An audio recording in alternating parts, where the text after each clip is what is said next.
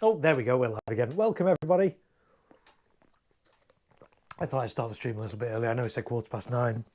We've kind of gone a little bit early. It's 9:04. Welcome in, though, everybody, to another live stream. Garage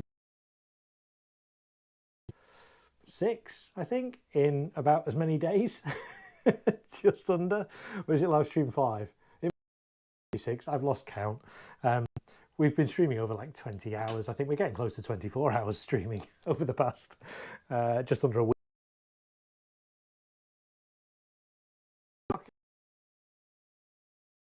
I'm in the UK. I do fireworks professionally, and that's kind of what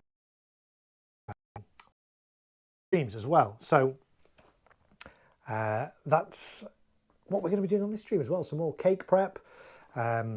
We did some cake prep on yesterday's stream. We're going to do a bit more. I've got another dozen or so cakes to skim top of today, so we shall do that and see how long that takes us to do. Yesterday's stream, I streamed for about an hour before I actually did anything, so we'll see how we go. But let's catch up on chat first. The guy here earlier as well, but there we go. I think my connection's not particularly great tonight. Yeah, let me see if I can improve the connection, because it keeps dropping out for me at the moment. So let me just do a little wiggle and jiggle with the transmitter thing, and let's see if we can improve that. Do bear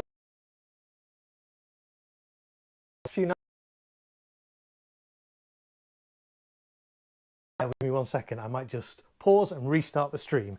That's the easiest way to fix these things. Bear with me a second. Right, hopefully that's a little bit better. We shall see. So sorry about that, folks. Sometimes it's good to just stop and restart, and hopefully the gremlins disappear. So welcome back in, everybody. Let me know if you can see me. Let me know if you can hear me. Thanks for bearing with me on that. So yeah, let's go back to the start of the chat. 3D printer guy was here first. He says hello, I'm 40 minutes early. He also says, please like the live, everybody. Yes, if you're enjoying this stream, there's not been much of it. If you've been enjoying of streams, then be sure to maybe we shall see. 3D printer guy says big bung bit clay bung bits. You could make a song. You indeed you could. Pyro Davey says hi everyone, I'm back for another live stream. Always look forward to you posting these. Joseph says, hi, early gang, back for another fix of Pyro by proxy with the man, the myth, the Marko. That's right. Everyone's saying all good now. That's great. Thank you, 3D printer guy. Let's go back to earlier on in the chat. Joseph says, yeah, there we are. Read that. Hi, early gang. 3D printer guy says hello, early gang. Joseph says, hi, early 3D printer guy. Everyone's saying hello to each other. Joseph has been renovating. Craig is here, finally got a notification for the stream. It only took YouTube all of a week to do it. Well, I appreciate that. I appreciate that you've managed to get your notification. And if you're not subscribed to my channel, or even if you are but you've not enabled notifications, you need to enable all notifications. Then that way, hopefully, there's a good chance that YouTube will notify you when it comes time to stream. And then you'll miss the very start of my stream, which are always, you know, pretty much the same as the rest of the stream, to be honest. But, you know, it's nice to have you in from the start. So let's see what else people are saying. Everyone's saying hello to each other. B&Q is great. I love meandering up and down the aisles looking for goodies. Yes, I've been to B&Q several times over the past few weeks. In fact, I was in B&Q yesterday buying sand, as you do. For the firework displays, why do I need sand? Well, it's for some sandbags, which are going to go over the tripod stands. Normally, I don't bother weighting these tripod stands down because I do them lower down. But for my Liverpool display, rather than having them all at the same height, I'm going to be doing them like in a pyramid. So one's going to be quite high. So I'm going to put some sandbag weights over the and for those. Connection again. I don't know what's going on here. We will try and resolve that. I don't really know what else I can do. Let's have a look. Stream health keeps dropping to 0. That's not good, is it? Let's see if that's any better or not. I mean, I think so. And again, I don't know what. There's nothing different in my setup tonight, so I don't know why this is dropping out all the time. Bear with me. I'm going to just go and just do a little another room to see if I can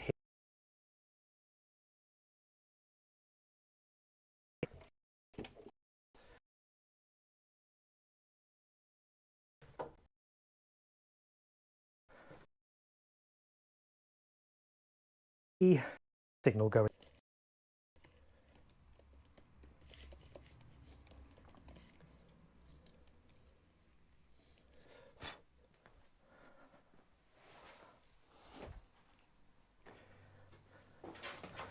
Actually, it's kind of working all right at the moment. Let's keep my eye on that, and let's see if we let's see if the connection holds. It's showing a good connection at the moment, but for some reason it does keep dropping out. Ghosts in the machine, perhaps. It seems to be stable at the moment, though. So let's fingers with me. Oh, it's dropped again. Oh, now it's back. I don't know what's going on. I am going to do a restart, guys, and let's see if we can get this connection sorted. So we're back, guys. But thanks for bearing with me. We kind of are actually going to sort of start at the scheduled time at this rate, aren't we? I tried to start a bit earlier, but it didn't seem to work, did it? But at the moment, touch wood, I can see the connection is strong. So all being well, just say do let me know in the chat when we're back. Gone off completely now. Yes, I know. Bear with me. We should be back. We should be back now. Let me know in the chat if you see me. And I'm not talking to nobody. I'm sure some of you are watching, hopefully. Let me know that we're back, folks. I shall wait for somebody in the chat to post that we're back. And then we will start again and we will go back and revisit the chat. Hey, says Pyro Davey. It's exactly 9:15, stream online. Yeah, there you go, you see. So all that bit before, that was kind of bonus unseen footage, like DVD extra stuff. So those of you that were here early, you got to see all those gremlins in the system, but it looks like it's stable now. So we're kind of starting back on time. I'll keep my eye on it. But yes, we're back. Okay, great, brilliant. Let's start again. Let's pretend the last 10 minutes haven't happened, shall we? So welcome everybody if you're just joining the stream or watching on the replay. I don't know how much of the last 10 minutes will have made it onto the replay. It's probably chopped all kind of over the place, but let's kind of start now. So hello everybody, my name's Mark. Welcome back to my garage. This is, I think, the 6th live stream we've done in the past 7 days. I do fireworks. I do them professionally. I do them as a hobby as well. And I'm in the middle of preparing my fireworks for 2 displays I've got coming up. One this Sunday in Liverpool and one on Tuesday on Bonfire Night in Manchester. On the yesterday's stream we did some cake prep. We're going to do some more cake prep on this stream. I've got some more cakes that I picked up today that I need to skim the tops off. Got about a dozen of them to do. So we should be doable in the next 3-4 hours. I would hope. If you're familiar with my streams, you'll know that we don't really get an awful lot done on them because I end up talking and answering questions and stuff, which I love, and that's why I do this and help you guys out, and I know you guys appreciate that. So hashtag of the stream. 3D printer guy was the first one in saying hello, I'm 40 minutes early. Well, as it turns out, we're kind of on time now, aren't we? So please like the live, everybody. Yes, click the like. One of you watching, only 6 of you have clicked the like, so please consider clicking the like button. Baby Lisa is here, says hello Marco, I'm off college until Monday, enjoying my 4-day weekend. Any hashtag bag of clay bung bit tonight, Marco? We'll see, maybe. Pyro Davey says exciting. Adam is here. Hi everyone, back for another live stream. Always look forward to you posting these. Thanks Adam, appreciate that. Joseph says hi, early gang, back for another fix of Pyro by proxy. Hashtag Pyro by proxy. With the man, the myth, the Marco. Let's have a look. Everyone's saying hello to each other. Let's skip ahead a little bit. Craig Whiteman is here. Hello, Craig. His speaker stand arrived today for my fountain setup. Exciting times. I'm really pleased. I think you're going to really, it's going to make you be able to do some really creative things with your fountains once you can raise them up to a decent height with a speaker stand. So I'm glad that's arrived for you today in time for your displays, your display. And that's great. Bulletproof Mum, evening all. We'll be listening in while I carve a Guy Fawkes pumpkin, hopefully. Yes, welcome back in. The video keeps stopping. Yes, I know. Hopefully we've fixed that now. Of course, I'm going back through the chat, so the signal strength is okay at the moment. Gone. Yes, we're back all that. Okay, we're caught up on the chat. We're back live. I see you. All good. Welcome back. Okay at the minute, mate, says Craig. The outtakes were completed mashup. Yeah, I don't know what's going on with the connection tonight and why, for some bizarre reason, the connection isn't as good tonight as it has been every other time I've streamed from my garage, but who knows? Maybe it's because I've got my cup there. Maybe if I move the cup there, the stream quality will be better. I don't know.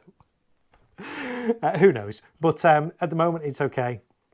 So we will persevere, and hopefully you guys we'll get enough of the stream to be able to make some sense out of it. DH is here. DH says, what's the best way to fuse firework cakes together? Well, the best way I would suggest is not to fuse them together if you can possibly get away with not fusing them together. So the best way to do it is use an electronic firing system. That way you can fire all your cakes individually. The risk of fusing them together, which you can do, and I have seen people do it, people get a great big board like this, hot glue their cakes down and put some hobby fuse or visco fuse and kind of snake it around all them, light it and watch it go. The downside of that, the danger with that, is that you have no way of stopping it once it's started. Once your fireworks start going, that's it. So if you've got a dozen cakes all kind of daisy chained together with fuse, then you've no way of stopping it. So that's something to bear in mind. But I do appreciate that sometimes people do fuse cakes together. The best way to do it is get hold of some fuse, some visco fuse. It's called hobby fuse, I think, in the States. It comes in various different varieties, so you have to make sure you get the right one. So I have a whole load of fuse here, different sorts. It comes in different thicknesses as well. This is 3 meter visco. It's slow burning.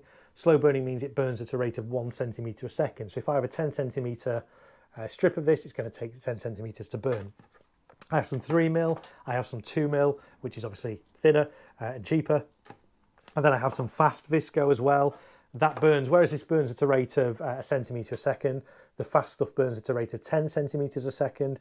I also have some lightning fast visco, which I don't really talk about much on the stream at all, but this burns at a rate of, I think it's a meter a second, so it's almost as fast as Quick Match. But for fusing cakes together, I would suggest you use the slow burning visco, standard visco. It burns at a rate of a centimeter a second, so you can kind of use it as a crude way. I mean, the timing's fairly accurate, but you can kind of use it as a crude way to get delays between cakes. So if you've got a cake that lasts 30 seconds, then if you had a 30 centimeter piece of this and connected it from the fuse on the first one to the fuse on the second one, in theory, by the time it's burnt along that 30-second worth of fuse, the first cake will finish and your second cake will start. But as I say, I've got to caveat that with sort of the safety thing. If you do it that way, once you light the fuse, you've then no way of stopping it. So just be mindful of that. But best way to do it, best way to join 2 fuses together is cable tie. I mean, you can get away with electrical tape. Join them together like that, tape around them, or cable tie them together. Make sure you always do the adjoining fuse in the direction that the flame is going to be going. So if that's the, let's have a little look. I don't want to talk too much about this because it is quite more of a specialist thing, but if you've got a fuse coming out of a cake, see if I can find a bit of, that's going to be too long, that's too, well, okay. So if that's your fuse coming out of your firework cake, to connect another one, get a length of your, in fact, that's a better one to use. Get a length of your visco and attach it this way. So you light here, it's going to light this fuse, and then light that one like that. So you light there, cable tie it in a couple of places to make sure there's good contact, and that will then burn into the first firework and then burn along your length to your next. But as I say, it's not a particularly, it works, but I say there's no way of then stopping it once it's started. So if you can get away with not fusing cakes together, that's preferable. Or if you are going to fuse them, maybe just fuse a couple together rather than like a lot. So I hope that helps a little bit, DH, but really the best thing you can do is get an electronic firing system and fire them that way. Then you don't need to fuse things together. You can program your whole show and you can be a really safe distance away from it too. Okay, so Jane is here again. It says, Jane, when we Result TV1. Hi, Marco and everyone. Hello, Jane. Thank you for being here. Nice to have you on my stream again. Hope you guys are still doing good. People saying hi to Mom Resort TV1. That's right. I have 14 of you here at the moment. Only 8 of you click the like button, but that's fine. Maybe only half of you like it. Just under half, just over half. Right. So, what's been happening since I last streamed? Which actually wasn't that long ago. It was less than 24 hours ago. So, what have I been up to today? So today, I've been to get some more fireworks to pick up some of my 1.3G cakes from one of my suppliers. That's what we're going to be prepping in a little while. I've also swapped out the little fab magical fountains. We talked about these on the fountain streams at the end of last week. I bought, these come in packs of 3, a red one, a green one, and a blue one, supposedly. I bought like 5 packs of them. I fired some as well and put them on my channel, and I wasn't overly impressed with them. So I swapped them out for some Vulcan fountains, which are also on my channel, which I put on there last week. Much better. So I got those today, so I've swapped those out for those. So I've got those on my fountain boards now for my Liverpool display. They're all on there. Everything's connected up on those boards now, and I've tested those boards today. So what does it mean to test them? I took them outside. It was a bit drizzly, but never mind. I took them outside, connected them up to my firing system in test mode, and basically ran a continuity check. So everything on those boards at the moment is kind of good. All the talons are good, and everything's good. Obviously, when I take them to site, I've got to transport them to Liverpool and set them up. There may be a few continuity issues there, but then we address them on the site. But the more I can get done before going to site, the better. So before what I've been doing today, so I've put the Vulcan fountains in, all 20 of them, 20 little fountains across 5 of my fountain boards. I've done continuity checks on all 5 fountain boards, and they're good. I've also been assembling, we did this a little bit on the stream yesterday, assembling my cake boxes for my Liverpool stream. So putting my cakes in these drawers. Basically, these are drawers from an old, this was from an old table. I've got some drawers down there that were from a chest of drawers. Putting the cakes in here. Why? Because it makes it easy to transport to site. I can just take this, put it on site. There we go. Plus, as well, it prevents any movement. These cakes can't fall over. And if there's a blowout on one of these cakes, it's going to be pretty much contained by this wooden drawers. So how did I fix these in here? I used my really strong double-sided tape. So there's tape underneath all these cakes and tape on the side of these cakes. So for example, this one has tape underneath and there and there. In addition to that, I've drilled some holes. You'll be able to see them in the side of these drawers to allow me to put cable ties. So this is cable tied as well. And then on top of the cable ties themselves, you might not be able to see, but on top of the cable ties, there is then gaffer tape as well, just to prevent any movement. So they're taped, they're tied, and they're taped again, effectively. So that's one of them. I've got a couple more down there. That's what I've been doing today. So I've got 3 of those done. So those are done for my Liverpool display. Adam says, I always liked your videos, best firework videos around. Oh, thanks, Adam. I appreciate that. Thank you. That's very nice of you to say. Everybody's saying hello to everyone else. Brad is back. I'm back again. Hi again, Mark. Welcome back, Brad. And there with a little dynamite emoji as well. Yes. So that's what I've been doing today. Have I been doing anything else today? Yes, I've been prepping a few cakes. I've been waterproofing cakes as well for my Liverpool display. So all my loose cakes, ones that are not in these drawers, these cake boxes, I've waterproofed them. We did some waterproofing on the stream yesterday, so go back and watch that if you want to know all about that. So let's put that over there. Done a little bit more of my running order, my firing order. It's still not complete. That's my kind of task for tomorrow. I'm going to work out the firing order for my Liverpool display. But I say today I've got some more cakes, primarily 1.3G stuff, which I didn't want too early because there's storage issues with 1.3, and we've covered that on the last two streams. I don't really want to cover that again on this one, but go back and watch the other streams. Have you seen adjustable cake boxes? Yes, I have. Yeah, these kind of work for what I need. You know, they're just drawers I had knocking around, which are kind of the right size for cakes. I have seen adjustable cake boxes. Yes, absolutely. And they are useful. Yeah, absolutely. Pyro Davy is watching and prepping his fountains. Very good. Yes, I know a lot of you kind of prep whilst you've got me on in the background, or have been prepping today and then kind of relax by putting my stream on in the background. So it's nice to have your company here this evening, everybody. Okay, let's look at the first cake. I say I've got about a dozen cakes that I want to skim the tops of today on this stream. We'll see how far we get with those. We've got some Celtic cakes to do. We've got some Reikio, however you want to pronounce it, cakes. A couple of prestigious pyrotechnics cakes as well.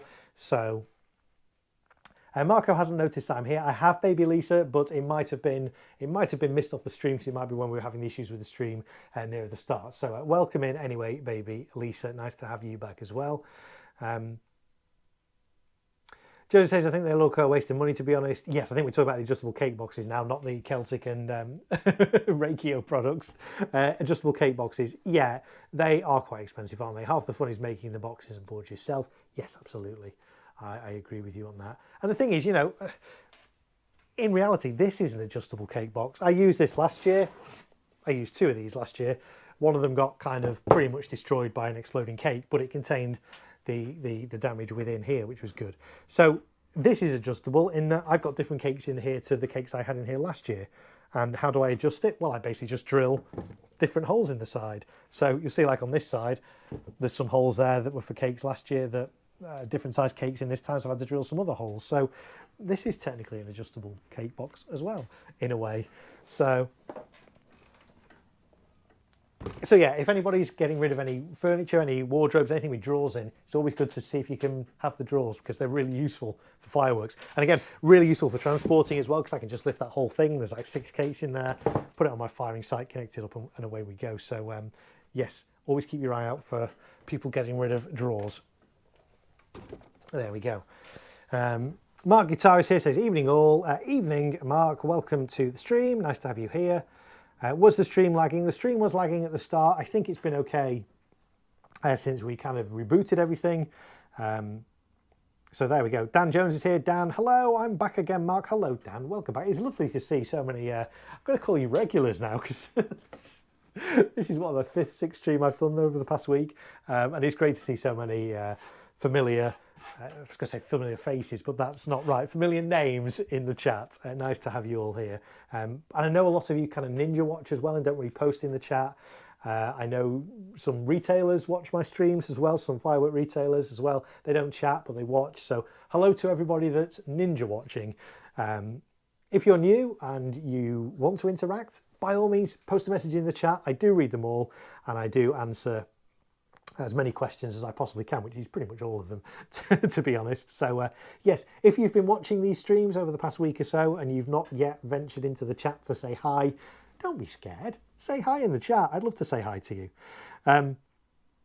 Baby Lisa says, some nice, awesome fireworks I've seen today. Hashtag bag of clay bung bits. If this is the first stream you've watched, that won't make any sense. But if you go back to yesterday's stream, it won't make any sense if you watch yesterday's stream. You have to go back 2 streams ago for hashtag bag of clay bung bits to make any sort of sense. But Baby Lisa there with the hashtag. And who knows what hashtags we're going to come up with on this stream tonight. It's all part of the fun. So, yeah, so we've got some Celtic bits, some Reikio bits, some prestigious bits. Let's start, I think, with some... What should we start with, guys? Should we start with Celtic tonight, or should we start with Reikio? Maybe we should do it in alphabetical order. Let's start with Celtic. although we're not actually going to do the Celtic pieces themselves in alphabetical order. But I want to do this one first. I really like this one. This is Serpent Attack. This was new last year. I was the first to fire it in the UK, first to get footage of it. It's a really unusual multi-effect cake from Celtic. It might actually be perhaps one of my current favourite cakes from Celtic, and Celtic have a big range of cakes. It's an F2 piece. What does that mean? It means it's technically a garden firework, so spectators only need to be, let's have a look on this, 8 metres away. It has a really unusual number of shots. It has 41 shots, which is strange. Normally the number of shots in cakes tends to be an even number, because then it's divisible and it makes it kind of square. Or for odd number ones, it means the cake's kind of hexagonal or something like that. This is 41 shots, which is really unusual in what's effectively a rectangular cake. But that's because it's got a range of different size tubes in. So I'm going to take the top off this and we'll have a little look. My guitar, hashtag Ninja Clay Bung Bits. I love it. I love it. It's fun. Hashtag Ninja. King's Crowns is here. Evening Mark, killing it as always. Yes, I was killing the stream earlier, quite literally. It kept dropping out, but I think we're okay now. So welcome back in again, King's Crown. Nice to have you with me here on this Wednesday evening from my garage.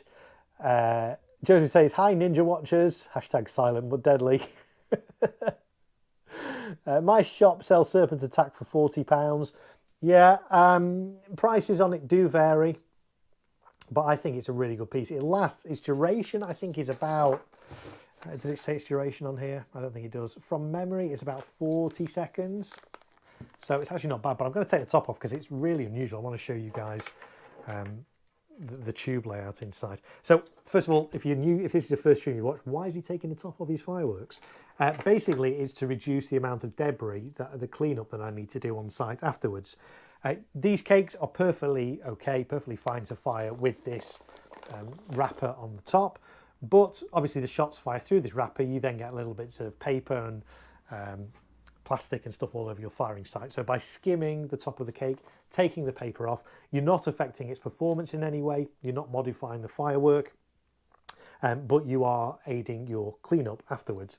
So you take a little sharp knife and you just find a gap in between some of the tubes, push this in, and then just very carefully slice around the top. Now some cakes do have fuses in the top, so you just have to be extra careful when you're cutting around those that you don't cut your fuse. But this one has the fuse on the side, so we are okay.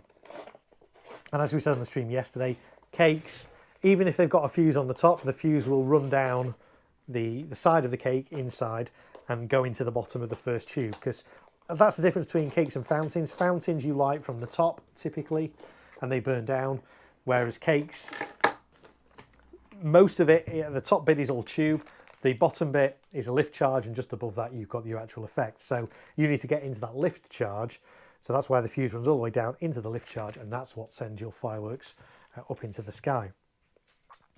So this is, I say, Serpent Attack. There's the tube arrangement, really unusual. It's straight firing. There are some 25mm tubes and 20mm, and I think from memory they're 14mm. Let me have a little measure with my ruler and just see. Yeah, they look 14mm tubes. It has a load of different effects. There's a video of it on my channel and a review, but it's got some lovely moving star effects, sometimes called go-getters or swimming stars.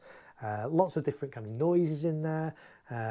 Lots of different, it's just a great multi-effect cake that's primarily low noise, although the finale's got a bit of noise in it, but I really like it. I think I highly rate it. It might be my current favourite Celtic piece, and it's F2, so it means you can use it in smaller displays as well. So that's the top of that one skimmed. I've actually got 2 of these for my Manchester display, so we will skim the top of this one as well.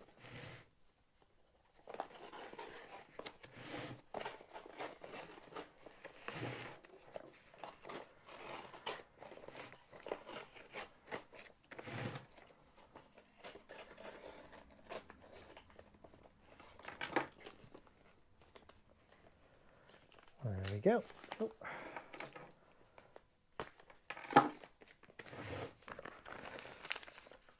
Come on, Brocade. Chris is here, says, hey Mark, hoping for plenty of quick match under the wrappers or maybe even an e-match port. Oh, you're in for a treat, Chris. Keep watching. That's all I'll say. I've got a dozen cakes to do, and I know for a fact that there are some e-match ports coming up. So, yeah, stay tuned. And if you don't know what an e-match port is, well, again, keep watching. But welcome in, Chris. Nice to have you here again this evening. I love all these random hashtags. Yes, I do too. Hashtag random hashtag. Does that work? I don't know. I think they should have named this one Trouser Snake instead. We'll come on to Trouser Snake in a minute because I've got one here. Firework. You know what I'm talking about. Hashtag Serpent Attack. Yeah, that kind of works as a hashtag. So there we go. There's the wrappers off those. Fuses are on the side. They've got these fuse covers. You rip the fuse cover off, it exposes the fuse, and away you go. So there we go. We've been going 40 minutes, thereabouts, 35 minutes, and we've done 2 cakes already. Yay. Ollie Clack is here. Hi, Marco. Just joined. What have I missed? You missed some issues with the stream at the start, but we're kind of good now. You've missed some more hashtags and some recaps of hashtags from previous streams as well. But other than that, and you've missed me, if you've literally just joined, you've missed me skimming the top of Serpent Attack, which is a really unusual variety of different tube sizes in here. Really great piece. I like it. 41 shots from Celtic, new last year. 3D printer guy. Oh, which brands have hidden e-match ports now? Keep watching. Okay, got to be the well, you have to wait and see. You'll have to wait and see, Chris. Okay, we were talking about Trouser Snake. Let's do Trouser Snake. This is new from Celtic for this year. Again, I was the first in the country to get my hands on this and be able to film it and get some landed footage of it, and that's on my channel along with a review. I really like it. Trouser Snake, again, is category F2. 500 grams of net explosive content in this. There's some weight in it. It's a pretty big cake, but it's only F2. So technically, spectators only need to be 8 meters away. Now, with Fireworks, there's a 30mm tubes, and F2, I would say your spectators need to be a lot further back than that. The display I'm doing in Liverpool, I keep it to F2 products, but I won't use anything with 30mm tubes in. 25 is the max, and even then there's only a couple of things. Most things are just 20mm on that. So really, your spectators need to be a lot further away with 30mm tubes than just 8 meters, a lot further away. I'd say like 25 meters minimum. But yeah, this is a Trouser Snake from Celtic. Celtic put all these little icon symbols on their fireworks, which I really like. It's a really nice idea. It's not always accurate. But this basically says it's 25 seconds. This is how long this firework lasts. 25 shots, so 1 shot a second, give or take. It's multicoloured. Yeah, it is. 30mm tubes. This actually says here spectators should be at least 15 meters away. That's better, but I would say with 30mm tubes, it should be further away than that. It reaches an effect height of 25 meters, medium volume, and 500 grams, so half a kilogram of explosives in here. And it's category F2, but it's at 1.3 G effects in here as well. So you have to be mindful of that with storage, because this is half a kilogram of 1.3 G. Chris says, I know all the Vulcan cakes have them, very useful. I know classic single shots have them, says 3D printer guy. Baby Lisa with another hashtag, hashtag Serpent Attack only has 41 shots. That's quite a long hashtag that there, Lisa. Excuse me. Lovely review of Trouser Snake. Sounds so bad, yes, but there is a review of this firework. I really rate it. It's really nice. It's got that swimming star, moving star, go-getter kind of effect in there as well, which Celtic have tried to put in a few of their pieces. It's in the final volley of shots from Serpent Attack, but it's not a particularly great moving star effect. It's in Moves Like Jagger, which was another new cake from them last year. It's there, but it's not particularly pronounced. It's quite short-lived. This was really quite impressive when I fired it. It has that moving star, go-getter, swimming star effect, but it's kind of more pronounced. It lasts longer. It looks a bit better. So, yeah, I do rate this one. Trouser Snake, new from Celtic for 2024. Charlie808 is here, says, Mark, What are your thoughts on people up and down the country letting off F3 compounds with 30mm tubes in postage stamp gardens? I think it's dangerous, quite simply. But it goes back to, and it's a discussion we had on, I can't remember which stream it was now, but whether the classifications, the categories of F2 and F3 kind of are still fit for purpose. I know it's kind of a technicality of when something's F2 and when something's F3 based on how much content is in it and things like that. But, you know, I say this is an F2 piece, so spectators advise is 15 meters away, but really for 30 mils, you need to be a lot further away. Essentially, the bigger the tube, the bigger the diameter of the tube, the bigger the effect, the bigger the bursts, the bigger the diameter of the bursts as well in the sky. So 30mm is actually the legal limit on consumer fireworks in the UK. So you can't get, you shouldn't be able to get cakes with tubes bigger than 30mm here in the UK. In Europe, it's different. You can get tubes up to, I think, 50mm, which is just crazy for consumers because the effects are just, you know, you've got to be so far back. But anything 30mm tube, I would say 25-meter spectator distance at least, even if it's an F2 piece. So my thoughts on people letting off F3 compounds with 30mm tubes, yeah, in tiny gardens is not good. And really, this is why it's interesting. Most retailers, specialist retailers, if you go into their shop, and it's different obviously if it's an online retailer, but if you go into a physical all year round fireworks shop and want to buy an F3 compound that's got 30mm tubes, most responsible retailers will actually ask you, you know, have you got the space for this? This requires a 25-meter distance. Have you got it?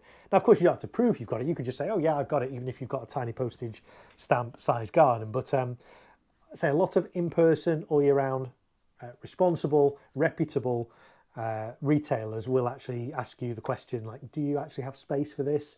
And if you say no, don't worry, they will find you something equally as good that you can use in a smaller space. So there we go. Mark Guitar, however, your review is very good. Thank you. I appreciate that, Mark Guitar. So yes, for those of you who don't know, for those of you perhaps new to my channel, because 17 of you watching now, I do a lot of firework reviews. I get given a lot of fireworks literally the day after they land here in the UK to film and provide landed footage for, and get to review them as well. And it's good, even though I'm given these fireworks to test and film, I'm not sponsored. They don't pay me to give them a good review. I will always give like an honest review of what I think of a piece. I have been approached by a brand, and I'm not going to name the brand, who said, oh yeah, we'll give you some of our products to film, you know, in exchange for a good review. No, that's not how I work. I want my channel to be authentic and trustworthy, and so everything I review is my own honest opinion. It's not influenced by anybody else. So yeah, so that's where you can trust my reviews. I know there's quite a few people that do different reviews, and that's great. Why you can trust mine? Because I don't have anything to gain from it. I'm not a retailer. So I'm not, you know, I don't have to give a good review of a product because I want to sell them. It doesn't bother me whether this sells or not. I have no interest in how well this sells, but I know it's a good piece from personal experience. So that's where my reviews are up to, and I know you guys appreciate that. So Josie says, what's moving star effect? Is it like a fish effect? It's not quite the same as a fish effect. A moving star, I think one of the earliest examples I can think of is Yorgie's Uran cake, and it basically sends up a coloured pearl, but rather than just going straight up, coloured star rather than just going straight up, it will go up part way and then change direction. So a swimmer or a go-getter or a moving star is a star that goes in one direction and then will suddenly change and go in a different direction. It usually only changes once, but that's what we call moving star, or in America they call it go-getter, or a swimming star is another word for it. So it's not quite the same as a fish. It's a bit like a fish effect, but it's bigger and more pronounced. My garden isn't big enough for compounds anyway, says Brad. Yeah, absolutely. And to be fair, there's not many people that do have big enough gardens these days for those kind of fireworks, because, you know, especially a lot of these new build properties, they have tiny gardens or shared little courtyard kind of things. They're not big enough for using big compounds, or indeed even F2 pieces with 30mm tubes. So Mark says, I always put my fireworks in one garden and people in another. Easy to do that if you invite the neighbours. That's a really good idea. I like that. Yeah, that is a good idea. Because that's always the thing you've got to consider as well. You know, if you've got a long thin garden with gardens either side, yeah, you might have your safety distance, your spectators in your own garden. But if one of your neighbours goes out of their house and walks down their garden, are they still going to be 25 metres away from the firework? Possibly not. So you've got to account for that in your safety distances. That, yeah, your spectators, if you're doing it in your garden, yeah, you can control the spectators in your own garden, but you can't control the spectators in neighbouring gardens, and they could be closer than they should without you knowing. So yeah, something to be mindful of. But it's great that you invite your neighbours round to yours, and that's a great way of doing it. That way you know there's not going to be anybody in your neighbours' gardens because they're all going to be in your garden. So I like that idea, yeah. Charlie 808 says, completely agree, Mark. It's absolutely nuts. Philip is here. Philip Atkinson says, evening, everyone. Evening, Philip. Welcome into the stream.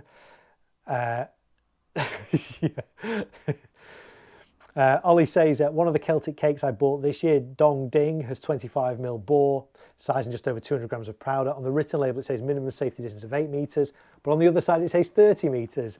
Yeah, so I do find this quite a lot on Celtic products.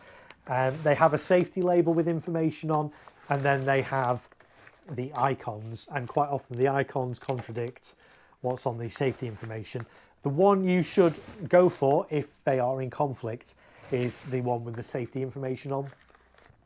This isn't technically safety information, this is just a guide. Manufacturers don't have to put these kind of icons on their products. Celtic choose to do it, and I applaud them for that, but that's not the actual safety information. The safety information is here on this label, so go off what it says on there. 30 metres, just check actually it's not 30 metre height, because again, on the labels here, if you look, there's two with arrows on. There's one there that says 15, and there's one there that says 25. The 15 is your spectator distance. The 25 on this is the height that it goes to. So it might be that the one you've got, Dong Ding, it might go to a height of 30, maybe. It's unusual, really, for something to recommend a 30 metre spectator distance, because even with category F3 products, the safety distance recommended is only 25 metres. So maybe that's an issue with the labelling. But Dong Ding, yeah, 25mm bore and just over 200 grams of powder, yeah. I mean, again, at the end of the day, the further you can get your audience away, the better. These safety distances should be seen as a minimum. So even if, say, spectators must be 25 metres away, if they're 30 metres away, 50 metres away, that's absolutely fine as well. The further away they are, the better. You know, even if you've got fireworks and say spectators only need to be 8 metres away, if you can get them 15 metres away, even better. King's Crown says game over by Pyroworks. Yes, Pyroworks have got a lot of compounds out this year. Charlie says a 30M on the icon is telling you the height of the effects, not the safety distance. Yes, that's what I was just saying as well. Ollie says, thanks, Mark, I'll check now. Yeah, I mean, yes, they both have arrows on, and so if you're looking at them at a glance and you just see a number and the word meters, you automatically think it's a safety distance, but it may be an indication of the height that these go to as well. It's useful to have that height information on these, I think, because as we said on stream yesterday, I like to try and layer effects. So rather than just firing one firework at a time, I might have something high in the sky whilst there's a fountain going on, maybe something in between as well. So knowing the approximate height that the fireworks go to can allow you to layer them. So this one goes to 25 metres. If I fire this alongside one that goes to 30 metres, I'm going to get those layers. Similarly, if I fire a candle that's only going to go up to 10, 15 metres, that's going to give me those layers in my display as well. Brad, what safety distances would you need for European 50mm barrages? Well, again, Europeans still have the same F2, F3 categories that we do. So 50mm is probably 25 metres. Again, it should be a lot more than that, but that's pretty sure that's kind of what they have. Baby Lee says, when did I first discover your channel? I don't know. You'll have to answer that. I don't know. But I know you've been around for a while, so you're very welcome. Charlie 808 says, Mark, interested to know what are your top 3 brands / importers? That is a tough question, because there are so many brands out there now that are all kind of raising their game and really good. I really do like Celtic because Celtic have been around a while. They're consistent, they're reliable, they've got a good range of effects. A lot of the pro stuff I do with F4 as well is Celtic products as well. So yeah, their effects are really good. So Celtic would certainly be up there. A new one, Reikio, which has only been around, I think, about 2 years. I fired one of their pieces last year, was really impressed. So I've got quite a few Reikio bits this year. So I kind of rate Reikio / Vivid. They're pretty much, Vivid bring in the Reikio products and they are pretty good. So Vivid as well is up there. Vivid, Celtic, Reikio, they're probably maybe my top 3 at the moment, but it does change. That's not to say there aren't other good pieces in other ranges. There certainly are. Across these 2 displays, I've got, how many different makes of Firework have I got in these 2 displays? Let me have a little look at my spreadsheet, folks. Bear with me. I have got, oh, let me remove the filters. What filters have I got on my spreadsheet at the moment? Oh, there we go. Filtering by hazard class. Let's get rid of that. Let's get rid of that filter. Okay, so, oh, there's still a filter on that. Okay, so across these 2 displays, I've got Fireworks from Absolute, Black Cat, Bright Star, Brothers, Celtic, Diamond, Evolution, Gemstone, Hallmark, Imperial, Yorgi, Classic, what's that one? Prestigious, Pyrotechnics, Pyroworks, Primed, Reikio, Skycrafter, Standard, TNT, Vivid, Vulcan, Zeus. So, you know, quite a lot. And I do try and sort of mix it up a bit. You could do a display all one brand's products, but I like to sort of handpick, you know, different bits from different ranges and make a display up like that. So yeah, my top 3 does kind of change from time to time, but that's probably currently roughly where I'm at. Can putting your Fireworks on a solid base make them go higher? So the height indication on here, 25 meters, that assumes that this is on a solid base, so it won't go any higher than that. But if you were to put this on soft ground, it could be lower. Why could it be lower? Well, because you get recoil in these tubes. The bigger the tube as well, the more recoil you're going to get. So if you were to put this on muddy grass, for example, and fire it, not that I'm suggesting you do that, but if you put that on muddy grass, this might only go up to 20 meters as opposed to 25, because you're going to get recoil in the tube. As a shot lifts, the tube's going to go down. It's not going to shoot as high in the sky.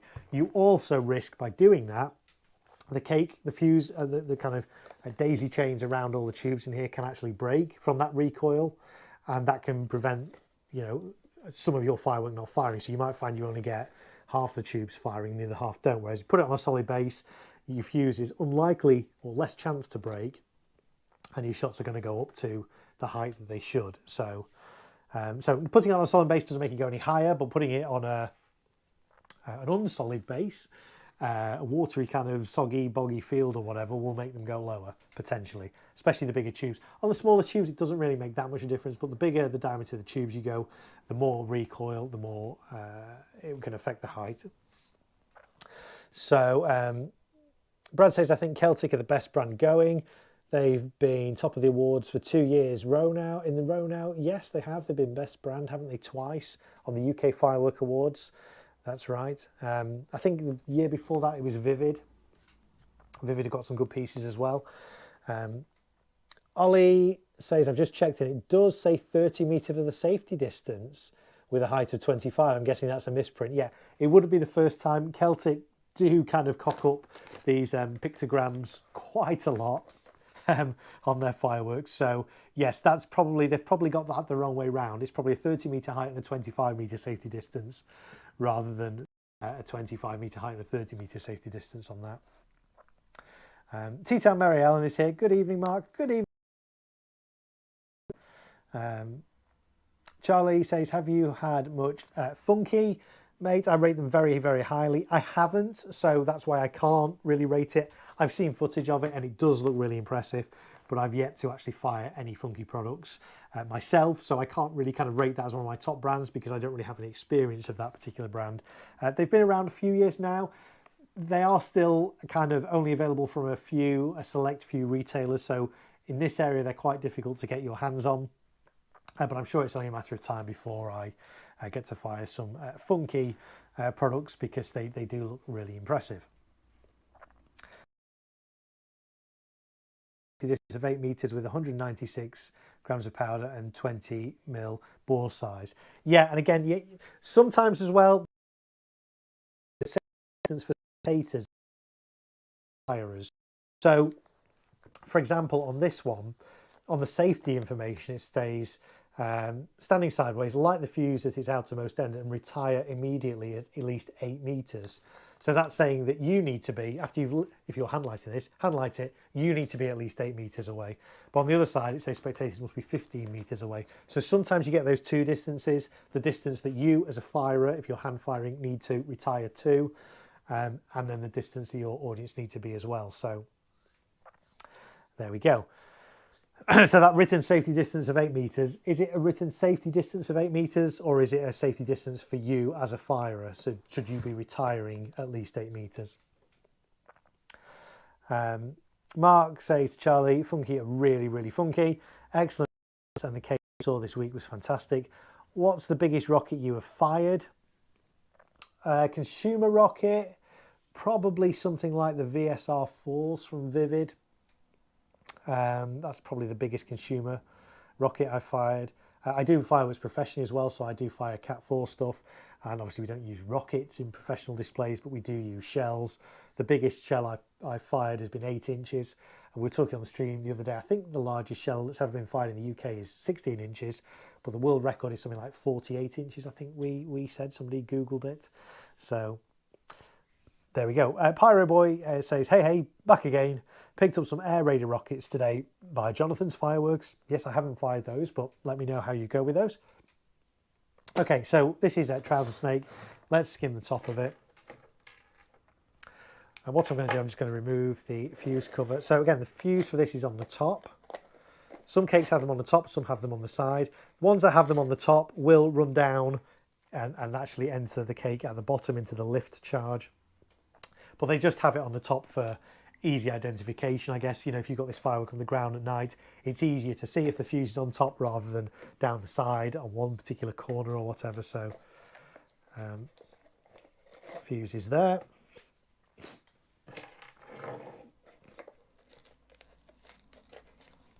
I'm just taking my little knife under here just to find a gap in the tubes to slice along like this. And the reason I'm doing this, if you're just joining the stream, this is to help minimize debris on the firing site.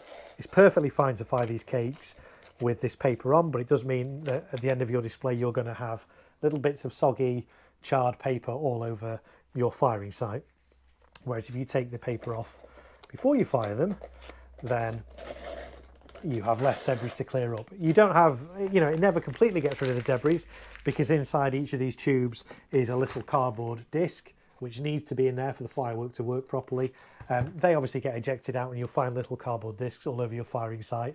That can't be avoided, but you can avoid this paper and cellophane and stuff from littering your firing site.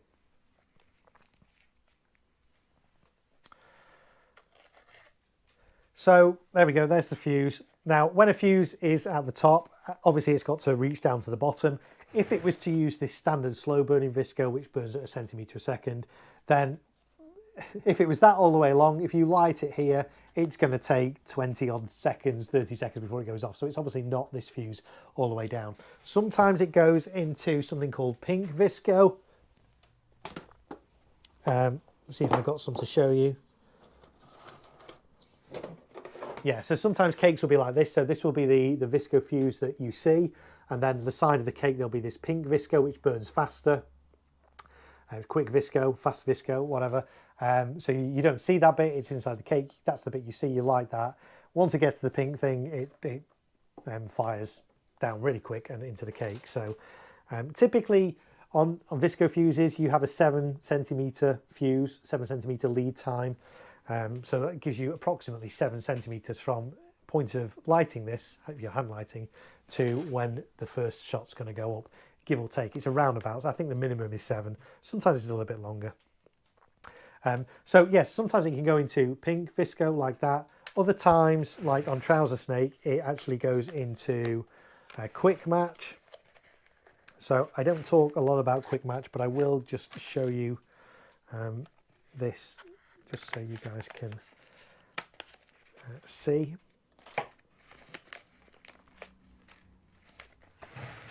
So that's quick match there. So that's a visco leader going into quick match. Quick match is really dangerous. It burns really, really fast, like lightning fast. Not available to consumers, only available to professionals to use. Consumers have to make do with visco, or tape match is the kind of the closest thing that consumers can get, non-professionals can get to quick match. Tape match, we did talk about it a little bit on one of my other streams over the last week. It's basically like sellotape, but it has a line of black powder in, and it burns almost as quick, not quite as quick, but almost as quick as quick match. So that's what's available to consumers. It's good stuff, but it is very susceptible to sparks. If you are going to use, that's good stuff. That's tape match. These cakes have quick match. They run all the way down the side like that. So that's Trouser Snake from Celtic. Let's catch up on the chat. Mark says, I had a pack of 3 rockets from a dodgy retailer. No brand name, but 250 grams each, or for the pack. I hope that's 250 grams across the pack. Wasn't half as good as the VSR 3 and 4 inch ball head rockets. Yes, I know there is some debate over the VSR 4s as to whether they actually are a 4 inch ball head or whether inside there is a 3.5 inch or a 3 inch ball head. I don't know the answer to that, but they were good nonetheless. So Calzy 1, I fired many rockets, and harpoons seem to stand out the most.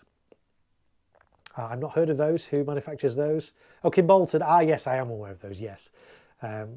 Ollie says it's light fuse at outermost end and retire immediately at least 8 meters. Right, so that doesn't mean your spectators need to be 8 meters. You need to be 8 meters. You've lit this, so your hand light, you need to be at least 8 meters away. The spectators say, it probably says spectators need to be further away. This one says retire at least 8 meters on there, but it says spectators 15 meters away is the recommendation on that. So yeah, this has got the moving star effect, swimming star, go-getter effect. It's actually the official description. Celtic's descriptions are sometimes quite funny. There was one I fired last year. Which one was it? I think one of their dump cakes, and I can't even remember the name of it, but it was it's one of those things that you know, the retailers are trying to make their colours sound different. I mean, at the end of the day, it was red, but they call it chicken blood red. Why? It's still red. I can't notice any difference from a normal red, but you know, if you say, oh, it ejects red stars, that's a bit boring. If you say it ejects red chicken blood stars, wow, that's different. When it actually, in fact, it's just the same.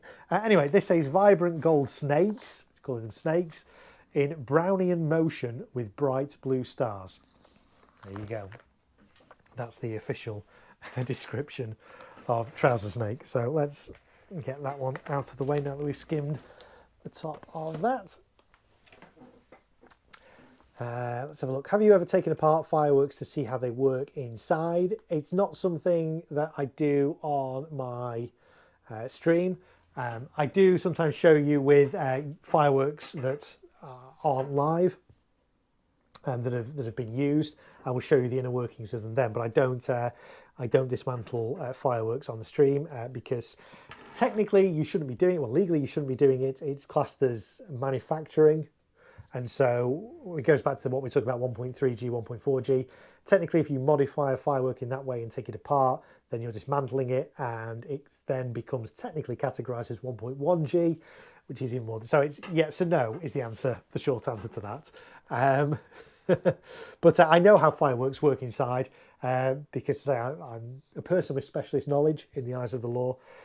So I've done all the training courses and things for that. So that looks at how fireworks are made, how they work, and things like that. And we do that without actually physically taking fireworks apart. So Do you ever use rockets in your display, says DH, or not due to the stick?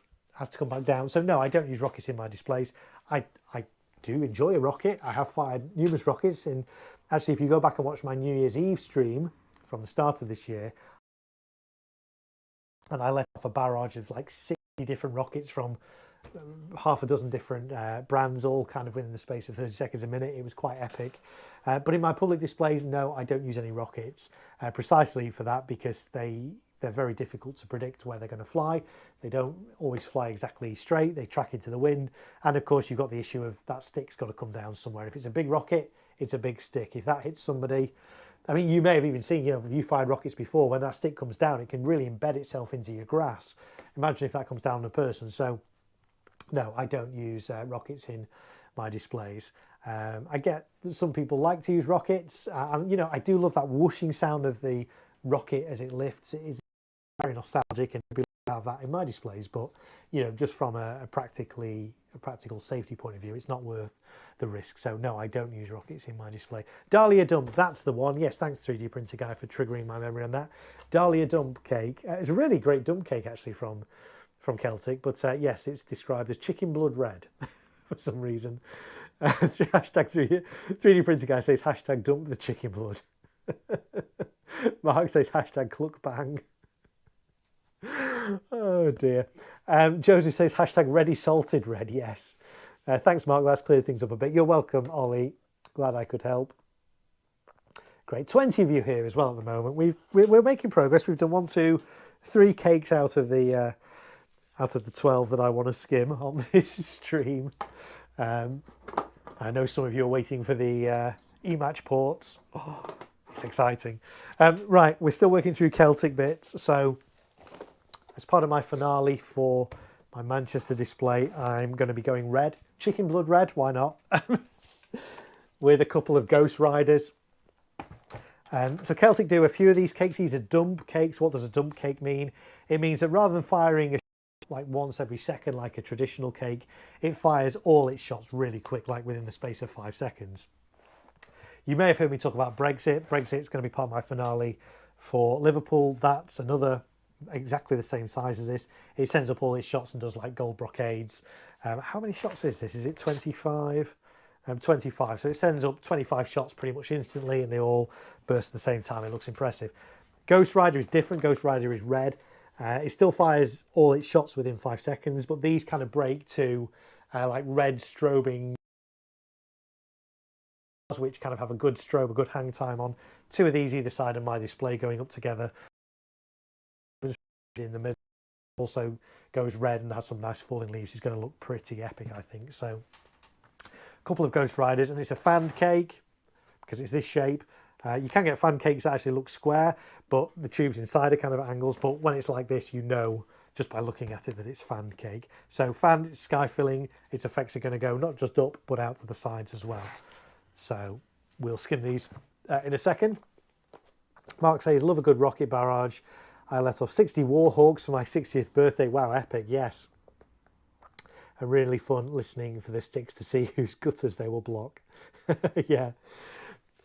Yes, indeed. I also like talking about the sound of fireworks falling down.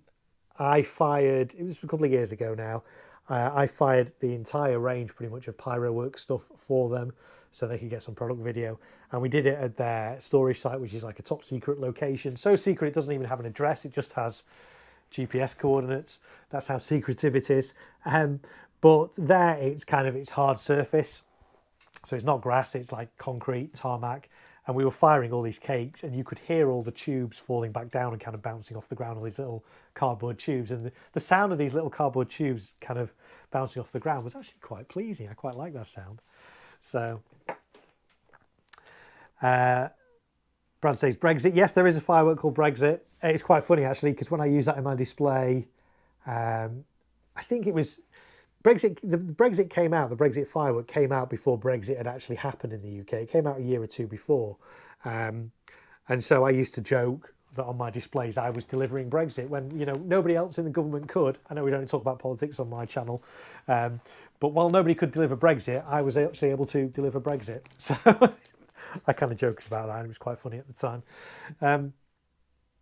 Bad name for a great cake. Actually, I think that's a good name for a cake. It's certainly is memorable name for a cake, to call a cake Brexit, and it was topical as well at the time when it came out, so it sells really well. It's I think it's one of Celtic's best-selling dump cakes.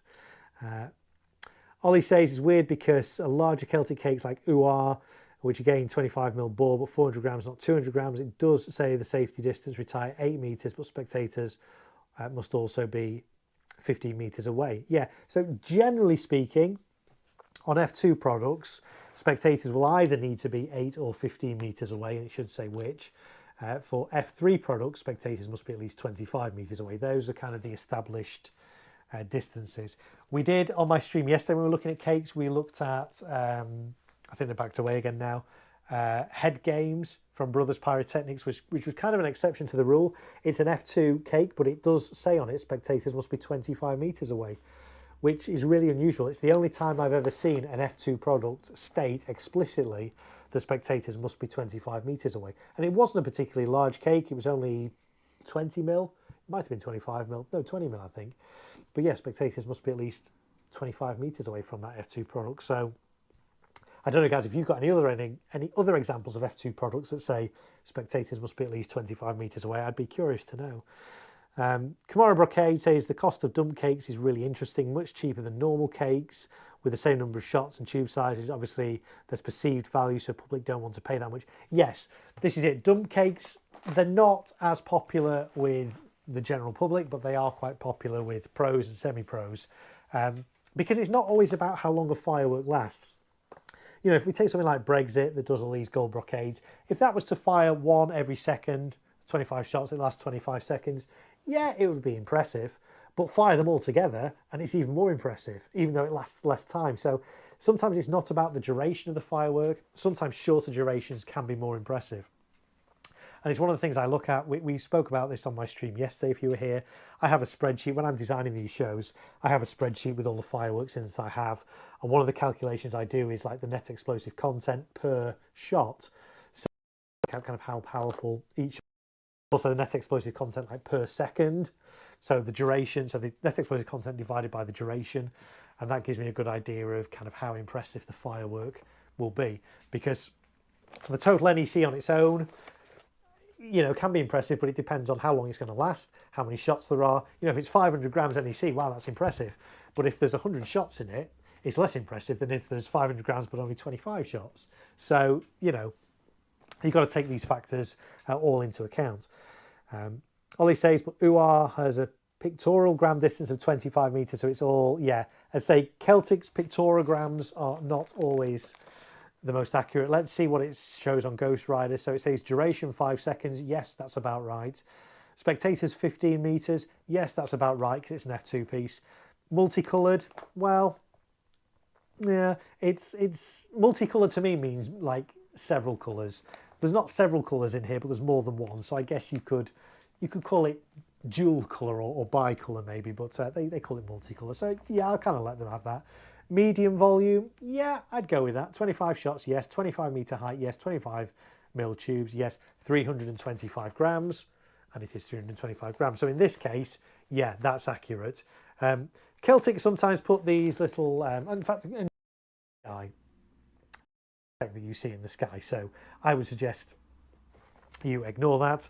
Oh, and I see the stream might have just suddenly frozen. Let's see if we're back. Oh, I think we're back. There we go. The stream froze. Apologies for that, guys. I don't know. There's gremlins in the system tonight, but we'll go with it.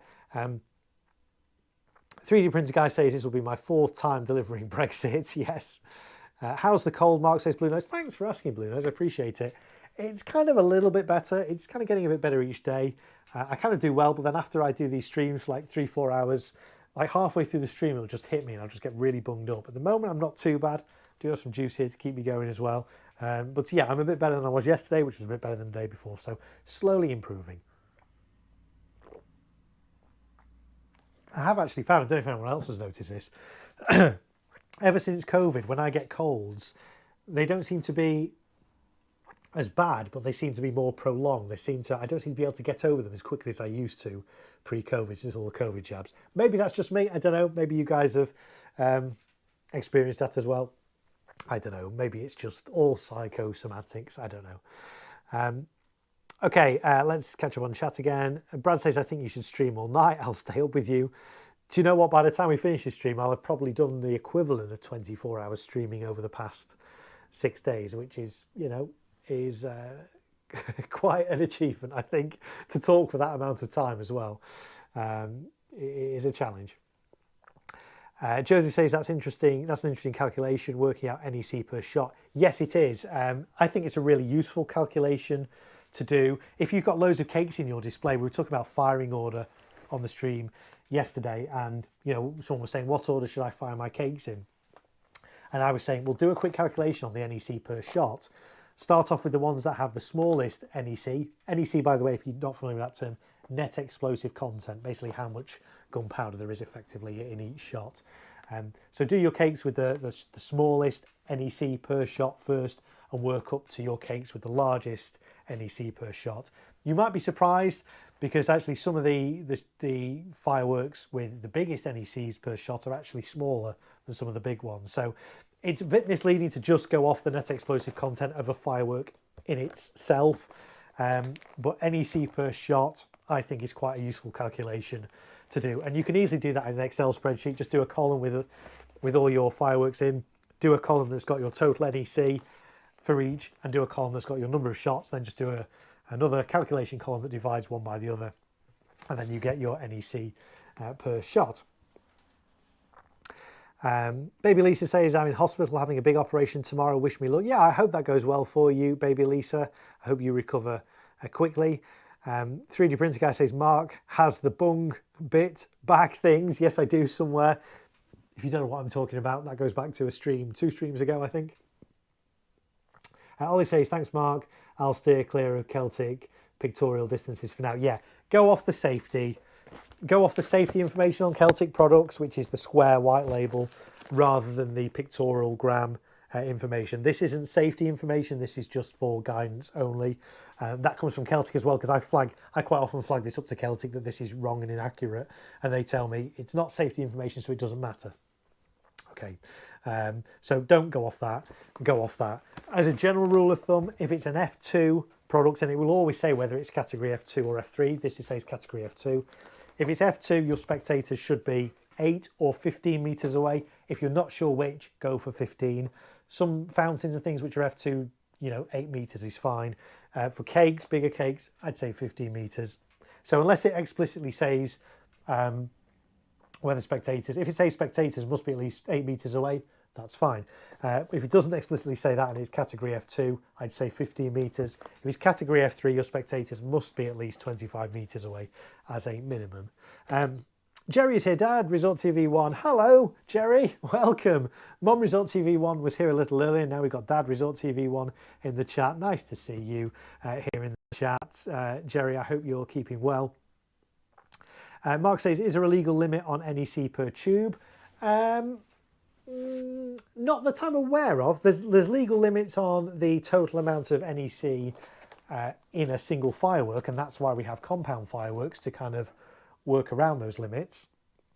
So for example, the maximum you can have in an F2 cake is 500 grams. So trouser snake that we looked at a little bit earlier is right on that limit. It's 500 grams. If it was 501 grams, it would be illegal. It's 500 grams.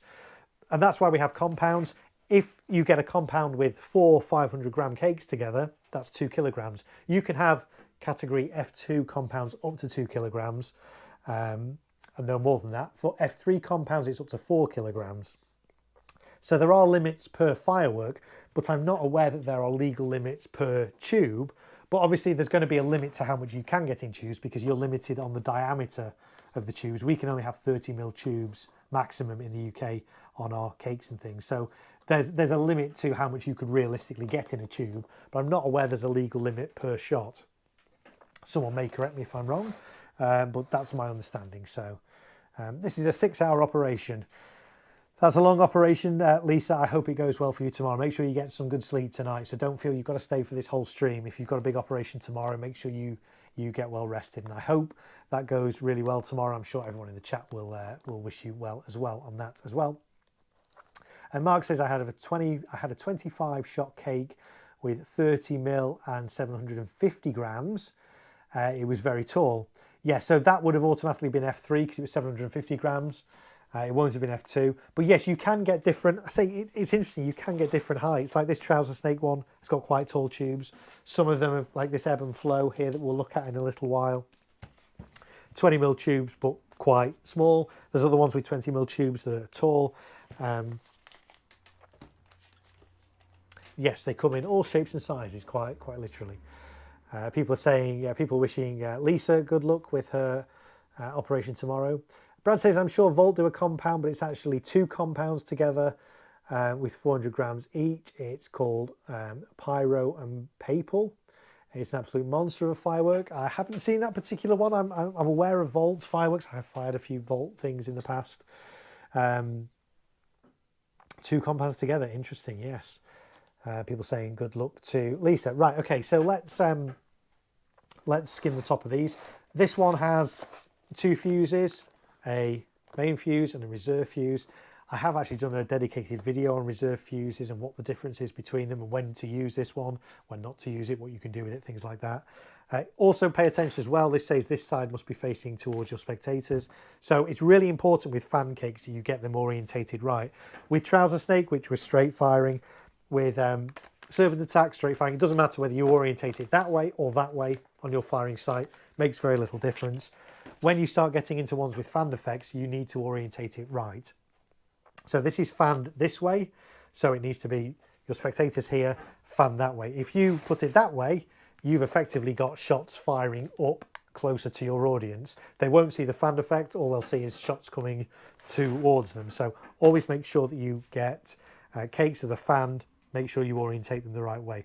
They normally have a little label on the front or on the side saying this side towards audience or something similar like that. So if there's an arrow on your firework like that, it's the direction that your spectators need to be in. Now, in reality, with this firework, it could be that way, it could be that way. As long as it's not that way or that way, it doesn't matter. But what I might do, because I've got 2 of these, and this is a little trick as well, with Z firing cakes, this is Z firing. And what does Z firing mean? So fanned, this is technically not fanned, it's Z firing. So fanned means all the shots kind of go up in a row together. This one's actually Z firing, it's very fast Z firing. Z firing means each shot kind of goes up one at a time along one row, and then it goes back along the other row the other way, and then back along that row, and then back along that row. So it kind of makes a Z shape in the sky. This goes so quickly that you don't really see that. For all intents and purposes, it's fanned. But with Z firing things like this, if I've got 2 on 2 different firing sites on my display, what I will sometimes do is orientate one that way. What difference will that make? Well, if they're both that way, from a slow firing Z cake, they would both sort of fire like this, like this, like this, like this, and that looks impressive. They'll all kind of go in sequence like that. Whereas if you do that one that way, this time they will start there and they'll go duh, duh, duh, duh, duh, and then out like that and kind of cross over like that. So you can get different effects with Z firing cakes simply by orientating them around 180 degrees. So where it says spectators must be this way, as long as they're this way or this way, it's fine. So that's another little tip of how you can be creative with Z firing cakes by turning them around 180, and then you can either get them going in unison or you can get them kind of crossing over.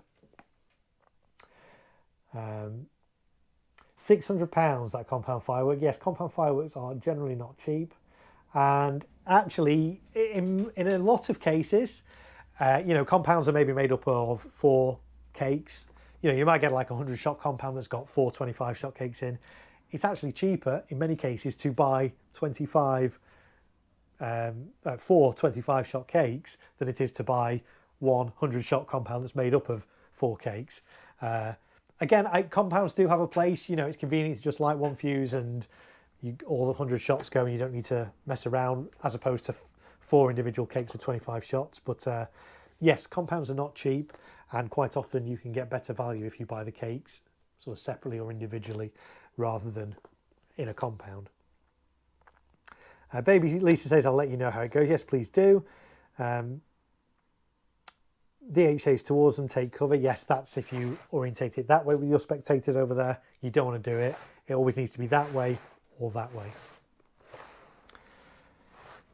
Mark Guitar says, Baby Lisa, you've brought back a memory. I was in hospital on the 5th of November. I was on the 5th floor of the hospital and watched lots of displays from the window, nurse's station. Yes, I remember one bonfire night at a previous job when I used to have a job. I have a job now, but I'm self-employed. When I had a job where I was employed, I was working in a school and I was working on bonfire night because we had some events on. And me and the estate manager, we basically just went up to the roof. This was a school in Manchester, and the roof was high enough that actually we could basically see the whole of Manchester, Greater Manchester, looking out over the city on bonfire night, and it was very impressive. Part of me would love to fly on bonfire night to see all the fireworks kind of from a plane, but also part of me doesn't want to fly on bonfire night because I don't want the plane to get hit by a rocket. Again, the chances of that happening are negligible, but on bonfire night, I guess there's a slightly higher risk. So, okay, so let's take the tops off this. What we do need to do, obviously, now I know which fuse is which. I know which is the reserve and which is the main. Once I take the top off, I'm not going to have those indications. Now, it's less of an issue for a dump cake like this because all the shots go together. But for other normal cakes, you need to kind of keep track on which is your main fuse and which is your reserve fuse. It doesn't really matter in the grand scheme of things if you light your reserve fuse by mistake.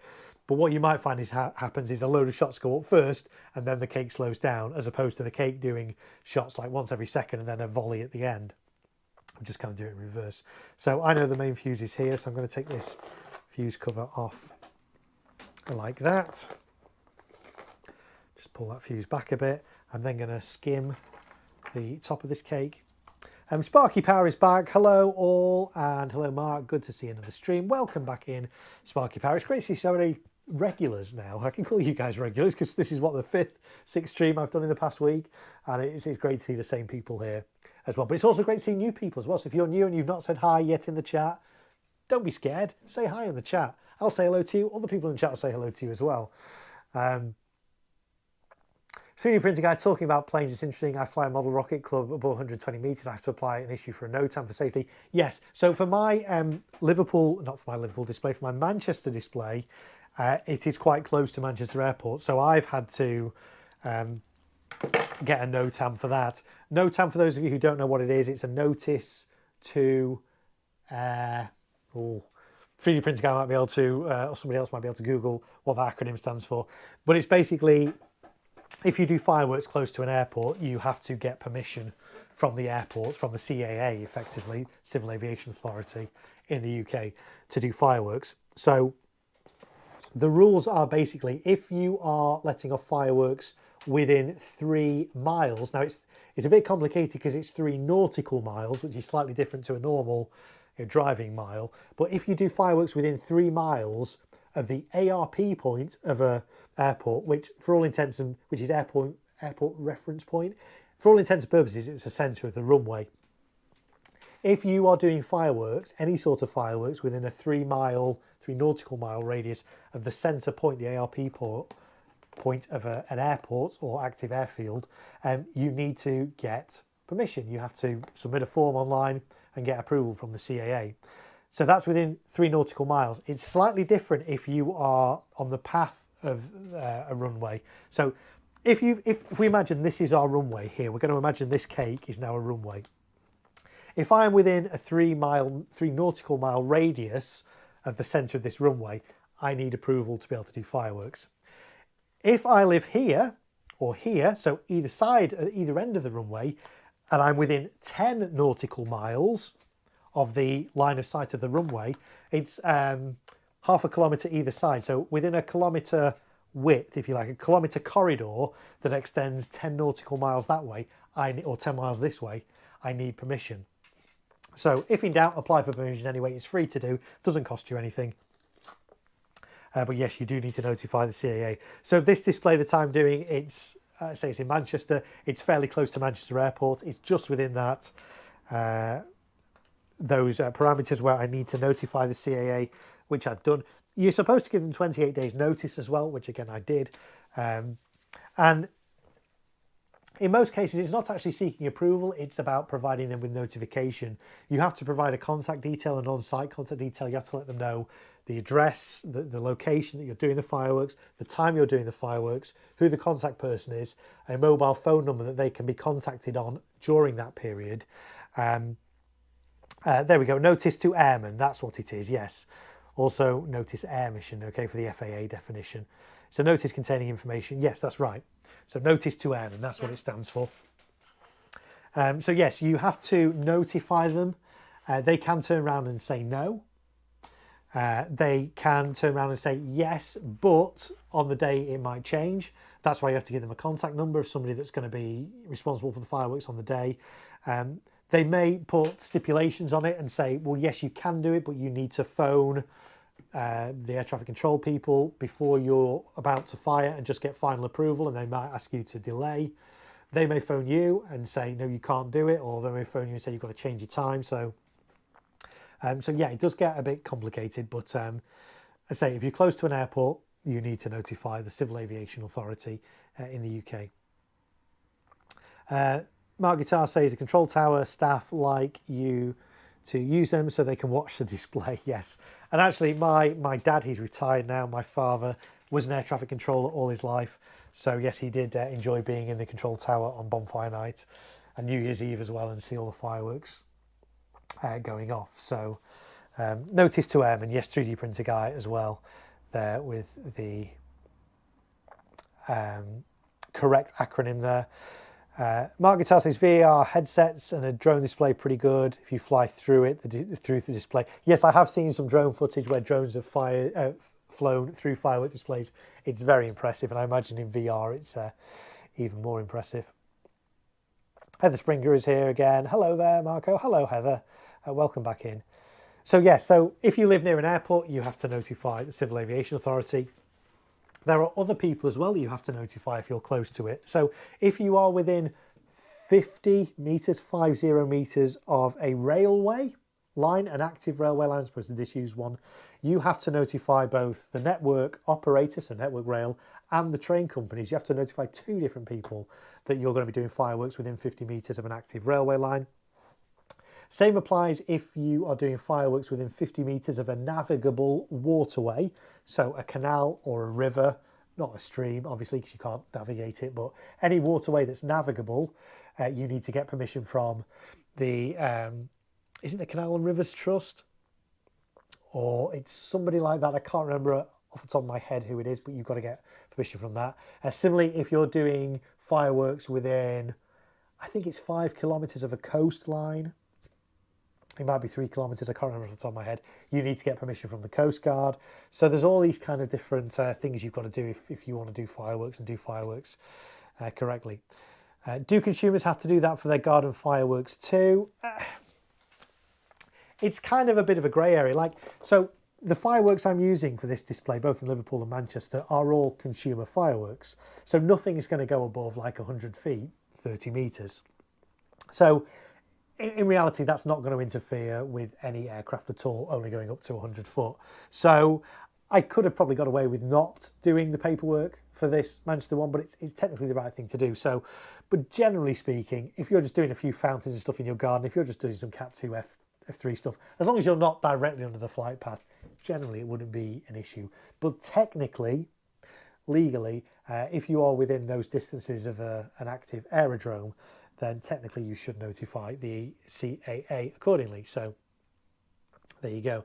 3D printer guy, I fly on the East Coast, and once it was cancelled last minute because the RAF Typhoon was doing some urgent training. It was cool speaking to them though. Yes, absolutely. So I say no times are useful. It's not a case of you getting permission, it's about you providing notification to the relevant authorities, and if they have an issue with it, then they will come back to you. And in most cases, they will come back and, you know, they'll still let you do it, but you might have to wait, or you might have to do it earlier than you expected, or rearrange things like that. So there we go. What happens if a firework display is in Blackpool? Do you have to notify the Blackpool authority? Well, again, if you're doing it within, I think it's 5 kilometres of a coast, maybe it's 3. Let me see if I can pull that up and I will find out. Because I do know the answer to that, but I can't remember off the top of my head if it's 3 or 5. Let's have a little look. It will be in my risk assessment, because of course I do risk assessments for these displays.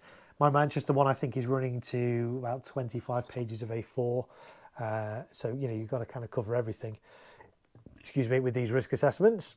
And I did actually do a live stream last year where we looked at how you do risk assessments, what should be in your risk assessments, what things do you need to consider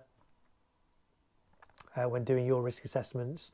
So go check that out if you're interested about, you know, doing risk assessments properly for your displays. Right, here we go. I've got it up. So inland waterways is who you are meant to notify, not Canal and Rivers Trust, if you're doing it within 50 metres of a navigable waterway.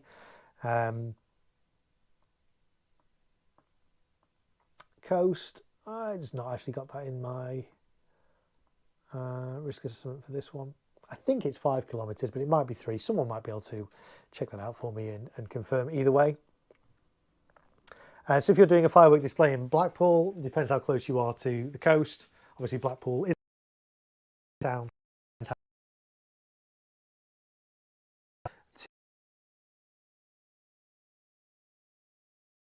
I was here again.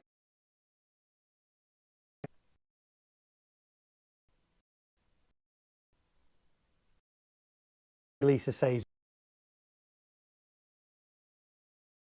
professional firework champion. And yes, they will obviously have permission from the council and relevant authorities for that. That's slightly different because that's not you doing fireworks near a pier. That's a professional firework company doing stuff near a pier, and they will have all the necessary approvals and things in place for that. Never knew any of that except the airport one. Yes, that's right. People do know the airport one, but don't know about the ones like near railways. There's also, did you know, here's another one. Not many people know this. You legally can't let off fireworks within 15 metres of the centre of a road. The number of people I see doing fireworks in their front gardens right next to a road, technically it's illegal. Even if your front garden's big enough, if you are not 15 metres away from the centre of the road, so the white line in that road, it is illegal. Did you know that? So yes, legally you cannot do fireworks within 15 metres of the centre line of any road, unless it's a private road, but any public road. So there we go. Yes, the stream was breaking up a little bit there. Again, apologies for that. I don't know why it's doing that tonight because it's been rock solid on every other stream we've done, but it seems to be okay again now. So apologies if the stream froze for you. If I was in the middle of saying something important, just ask me to repeat what I was saying and I will be happy to do so. But everyone's saying we're back again now. I don't know what's happening tonight with the stream, but it's better than it was at the start, so let's go with it. Okay, so yes, as I was saying, it's illegal to do fireworks within 15 metres of the centre of any public road. Did you guys know that?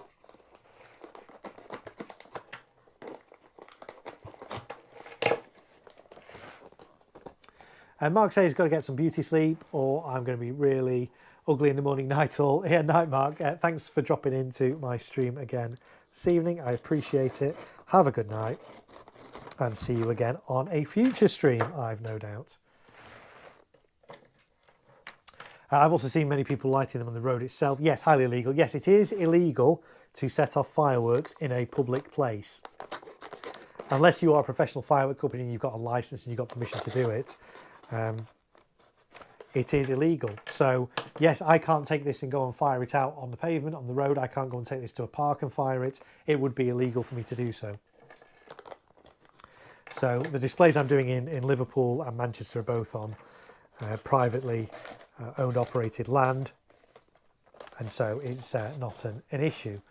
But yes, you can't just go to your local park and let off fireworks or let them off in the street. It's illegal. But yes, if your front garden is less than 15 metres away from the centre of the road outside your house, then it's also illegal to do them there. Who's going to check? Yeah, I mean, that's a very good point, Ollie, and I think we talked about this on the stream yesterday. Firework regulations in the UK are actually really quite stringent, quite strict. They're not fully well known. I mean, some of you guys are saying, you know, you didn't know about certain things. and they're not really enforced. You know, at the end of the day, if somebody's going to let off fireworks in their front garden and it's only 10 metres away from the centre of the road, who's going to do anything about it exactly? So so rather than ban fireworks, what we need to do is actually, you know, educate people as to the rules and then enforce the rules rather than ban fireworks. So this was a reserve fuse. I'm going to bend this out of the way so I know that I'm not interested in that fuse. What I'm also going to do is just put a little bit of foil tape over that, just to stop any sparks falling on it. The chances of sparks falling on that tiny little bit of fuse are small, and even if they did, the chances of it igniting it are small. But nonetheless, I want to try and minimise that as best I can. So I'm just going to put a little piece of foil tape over the reserve fuse as well. It also avoids any confusion then of, you know, oh, is this the main fuse? No. By hiding the reserve fuse completely, it becomes a bit of a non-issue. So there we go. Mark says, I'll try and think of some hashtags. Cheers all. Yes, you do that, Mark. And if you think of any, pop them in the comments for this stream at a later date. Baby Lee says, I didn't know you can do a firework display in the avenue. Yes, you can't do firework displays on the road. 3D printer guy, I must admit, about 10 years ago when my dad did fireworks, we broke this rule. Luckily, I'm in a different position now. Yes, I mean, people break it not necessarily intentionally, but because they don't know about it. And I think, you know, most responsible users of fireworks, if they know about the rules, they'll abide by them. But yes, some of these rules are not very well known at all. DH says, if you do them in your garden, is there any laws about doing them within certain distance of a field with livestock in? No, there's not.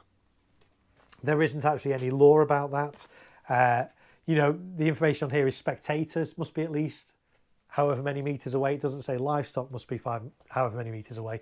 However, that said, if you're doing them next to a field with livestock, it's courteous to let the farmer, the landowner, know so that he can potentially move his livestock. He might actually be absolutely okay and fine with it. Where I go to fire and film a lot of, well, all my product videos and stuff that I do on my channel, that's at a farm. That farm has livestock. The farmer is absolutely fine with me firing in a field next to cows or next to sheep. Absolutely doesn't have a problem with it at all. The livestock are actually fine with it as well, so it doesn't do them any harm. So there are quite a lot of myths around about, you know, fireworks cause issues for animals and birds and livestock and all these kind of things. But it would still be courteous. Say there's no rule against doing fireworks in a field that's next to a field or next to a field with livestock in, but it would be courteous to let the landowner, the farmer, be aware of that, because he then might want to move his cattle or do something else. But he can't turn around and say, you can't do that, that's illegal, because it's not. So there we go. Norfolk Pyro said, I did my display tonight. It went well. Brilliant. I'm pleased to hear that. It's always satisfying, isn't it, when a display goes well? There's always loads of nerves beforehand. Is everything going to fire? Is it going to go well? Are the audience going to like it? But that relief, that sense of elation at the end when a display goes well, yeah, I know that feeling. So I'm pleased that went well for you tonight, Norfolk Pyro. F2 rockets, and they were really nice and loud. Yeah, I fired I fired quite a few F2 rockets that have been quite impressive. Just this last week, I did the new Invader rockets from Celtic. Little 1-inch ball head rockets. They're only F2. Really impressive. A cow could be a spectator. Yeah, I don't think in the eyes of the law they would be classed as a spectator. But even so, you know, if a firework says spectators must be 25 metres away, make sure the cows are at least 25 metres away. I mean, it's common sense, isn't it? You're not going to fire this right next to a cow. You're going to use your common sense, aren't you? So, Ollie says, sorry I missed that bit about fields. Yes, apologies, the stream may have broken up. So let me say that again. Yeah, so there is no rule, there's no legality about firing next to a field with livestock in, but it's just courteous to let the farmer, the landowner, know, because he might want to move the cattle somewhere else. As I said, the farm that I film all my videos and stuff at, the farmer is not anti-fireworks in any way. He's very pro-fireworks. He has absolutely no issue with me firing fireworks. I fire some pretty big fireworks there. He has absolutely no problem with cows being in the next field, sheep being in the next field. They don't affect his livestock in any way. They don't cause him any distress. He is absolutely fine with that. 3D printer guy says he wants to laugh at my mistake. I accidentally picked up foil tape instead of duct tape in B&Q.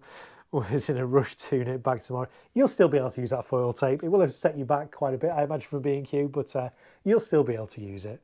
Useful stuff to have. Doesn't Avenue count as a main road or a cul-de-sac? It counts as a public road. So even if it's a dead-end road, if it's a cul-de-sac, you legally can't do fireworks on that cul-de-sac or avenue. Even if it's a dead end, it's still a public highway. You would have to get permission from the council to put a temporary road closure in place to close that road to traffic to allow you to do that. Then you technically, even if they close the road, it would still be classed as a public road even though it's closed. It's a grey area, but no, basically you can't do fireworks on a public road. Even if that's a little avenue, if it's a little cul-de-sac, if it's a dead end, if it goes nowhere, if it's a road to nowhere, they are little, drop a little lyric there, then no, you can't legally do fireworks on it, I am afraid. Terry says, good evening, Mark and all. Welcome in, Terry. Nice to have you here on this stream. We've been going an hour and 45. The connection has not been as good tonight as all my other streams, so apologies for that. But we continue. We plod on. So yes, I'm going to remove the fuse cord from this. This is the main fuse. That's the one I'm interested in. The reserve fuse I'm going to tuck away because I don't need that. And really, reserve fuses are only useful if you're hand lighting. I'm going to be electronically firing all these, and so reserve fuses are not as much use in those instances, because really, if a cake only half fires during my show, I'm not going to go back and light the other half of it. I'm just going to accept that only half the cake's gone. Where reserve fuses do come into use with electronic firing systems is you could connect a Talon electronic match or whatever to both fuses, light them both together, it will halve the duration of your cake. So for example, these are dump cakes, so they dump all their content in 5 seconds. If I was to light both fuses together, it would dump all its content technically in 2.5 seconds, but it's so fast anyway, it's not worth doing. But on slower firing cakes, if you've got a cake that lasts a minute, but it has a reserve fuse, if you light both the reserve and the main fuse together, you will halve the duration of the cake, so it will only last 30 seconds. So we sometimes do that on a pro level. You know, if we're doing a pyro musical and we've got a cake but we need it to be shorter in duration, we sometimes do that with the reserve fuses.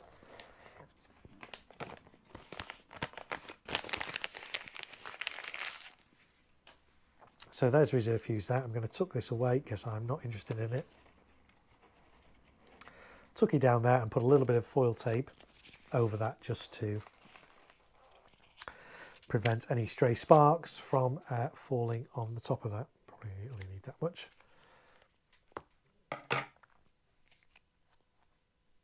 Everyone's saying evening to Terry. DH says hashtag road to nowhere. Yes, I wonder how many other song titles I've inadvertently slipped into my streams. You have to go back and rewatch them and let me know in the comments. Did he mention any other song titles? Road to Nowhere, of course, a song in the 80s by Talking Heads, I believe.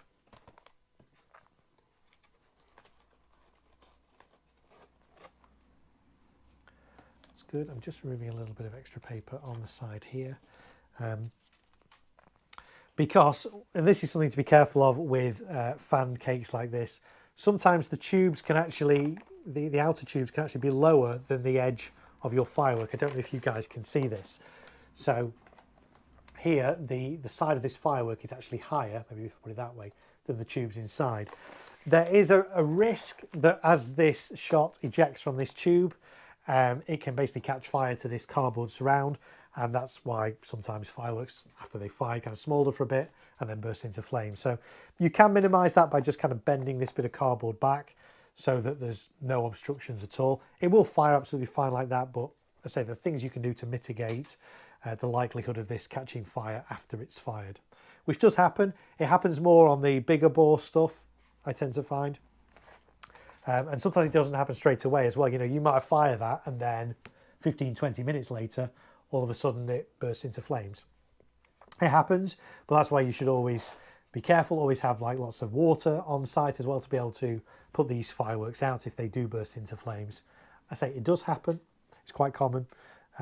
It's not unsafe, but you just need to be on alert for that. What you don't want to do is, as soon as this is fired, especially, if you're doing a display somewhere else, maybe you're going to a friend's house and doing some fireworks there. What you don't want to do is fire this firework and then 5 minutes later, put it in your car, go inside and have some beers, because it could still be smouldering. It could still be very hot inside. 20 minutes, half an hour later, it could burst into flames and do a lot of damage. So always leave your fireworks after you fire them for a good, I would say, half an hour before you start moving them and sort of getting rid of them. If there's still smoke coming out of them, little bits of smoke, after your display's finished, douse them in water, pour some water over it until that smoke stops, and then still leave them as well. Quite often the top of the cake can be quite cold, but actually there's, it's smouldering away at the bottom, and then it can burst into flames. Because at the end of the day, these are effectively just cardboard tubes, cardboard casing around, cardboard dividers. So it is all stuff that is flammable. Baby Lee says, I did that once for a wedding. I didn't know if I notified the council that night. I think you're talking about firing fireworks on the road. 3D printer guy says, so technically it's illegal for most UK households to have fireworks, as a road linking is the issue unless you have the distance. Well, no, it's technically illegal to do it in your front garden if that runs next to a road. If you do them in your back garden, normally, the width of houses is more than 15 meters generally. So if you're doing something in your back garden, that will in most cases be at least 15 meters away from the road. The issue is when you do something in a front garden, if it's more than 15 meters away, and it's from the center of the road, not like the edge of the road, the center. So if you're fortunate, well, or unfortunate, depending on how you look at it, if you live, let's say, next to a dual carriageway and you've got you've got 2 lanes going one way and 2 lanes going the other way, it's actually 50 meters from the center of that road, not the edge of it. So even then you might be able to swing in your front of garden, because it might be still more than 15 meters away from the center of that road. So there we go. Ollie Clark, I'm sorry I keep calling you Clark. Ollie says, I'm guessing we're all going to turn a blind eye to the 15 meters from the middle of the road tonight. Yeah, I say not a lot of people are aware that that is actually a law, a rule. It is. I say it's not really policed, it's not really enforced. But yes, I do see lots of videos on YouTube of people firing fireworks, like on pavements and cul-de-sacs and in tiny little front gardens that are literally a stone's throw from the road. It's like, oh, shouldn't really be doing that. Good point, to be honest, says 3D printing guy. I think that's about doing stuff, yes, in back gardens rather than front gardens. Bulletproof Mum says, hashtag firing from your back door. Yes, that's right. Indeed. Right, so those 2 cakes are now stripped, skimmed on the top. So we've done 1, 2, 3, 4. We've done 5. We'll be going an hour and 52. So getting 12 done by the end of this stream was kind of, I thought, it's not going to take me that long to do 12. Yeah, it probably is, isn't it? Okay, so those are the Celtic bits. They're all 1.3G as well.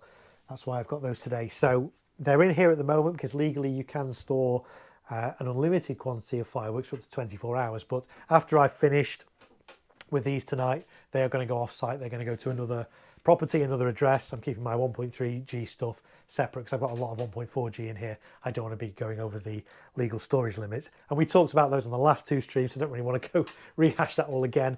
But basically there are limits to how many fireworks you can store of 1.3G classification and 1.4G classification.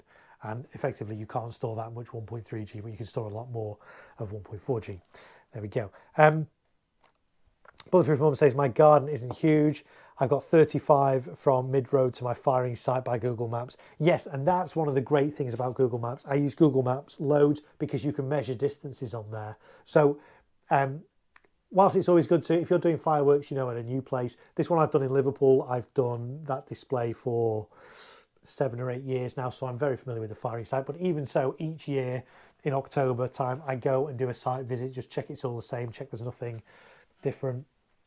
The one I'm doing in Manchester, it's the first time I've done it on this site. So initially, I have done a site visit there since, but prior to doing the site visit, when I was doing my risk assessment, I did use Google Maps a lot, because Google Maps, certainly on a computer, it might not be the same on the app, but on your computer, you can measure distances. You can right click on a point and say measure distance, right click on another point and say distance to here, and it will tell you the distance between those 2 points. You can then drag those points around as well. So it's really, really useful when doing risk assessments and stuff for fireworks to use Google Maps and use that tool to work out where everything is. Are you far enough away from roads, canals, train lines, airports?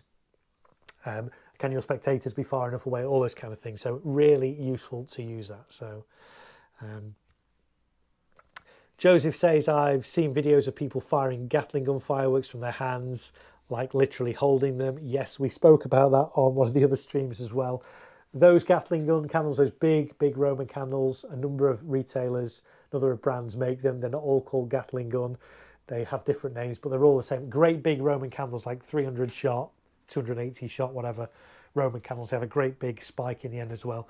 Some of them this year have handles on. They are not for holding. If you get one of those fireworks, secure it into the ground. Do not hold it when you fire it. I know there is footage out there of people holding it. A lot of that is the Chinese footage of people holding it. Don't hold them. They are not designed for holding. If you read the safety information on it, it will say do not hold. It's not a firework for holding. So, but yes, there are videos of people doing that. You won't see that on my channel. I say my channel, I like to do fireworks safely, responsible. I like to promote the safe and responsible use of fireworks.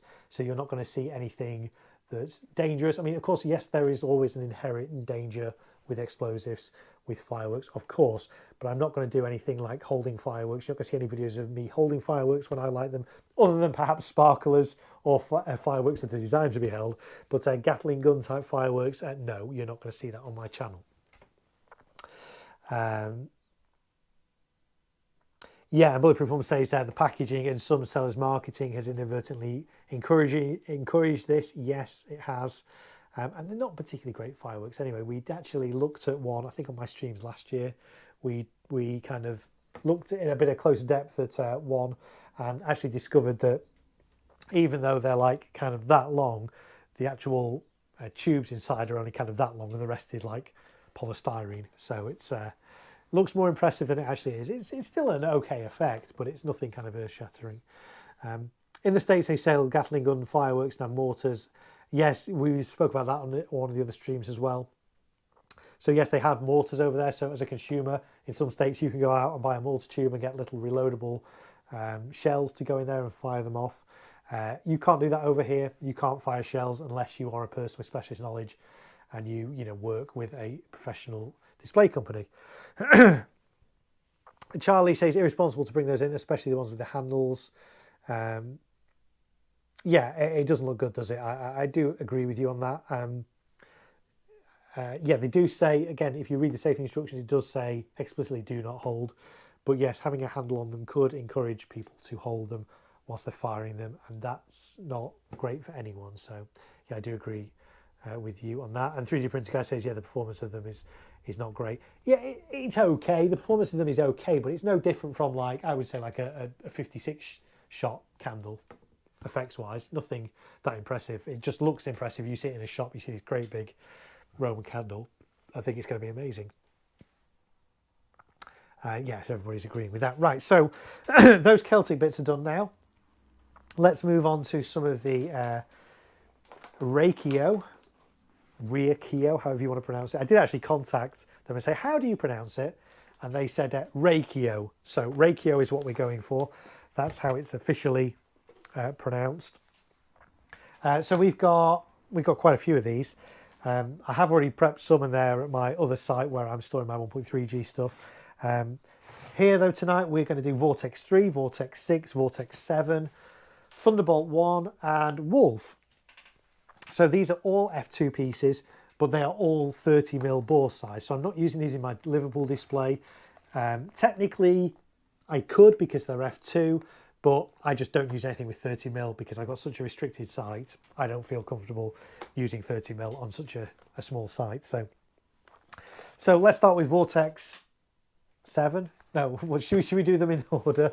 No, let's be different. Let's do Vortex 7 first. So battery of shot tubes, 19 shots. You can usually guess that from the shape.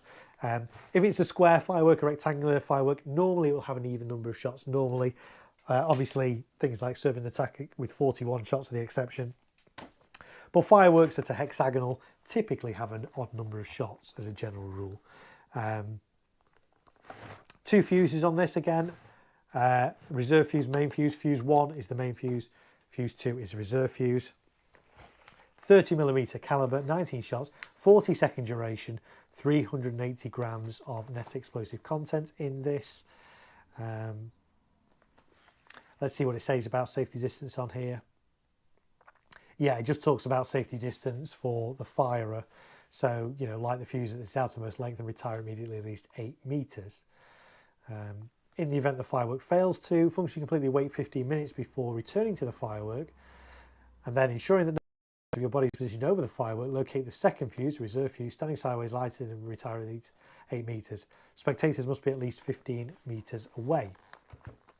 So yeah, I could legally use this on my display in Liverpool because the spectators are 15 meters away, but I'm not that comfortable using 30mm tubes with audience that close. So, but for my Manchester display, my audience are going to be 50+ meters away, and so I'm quite happy using this on that.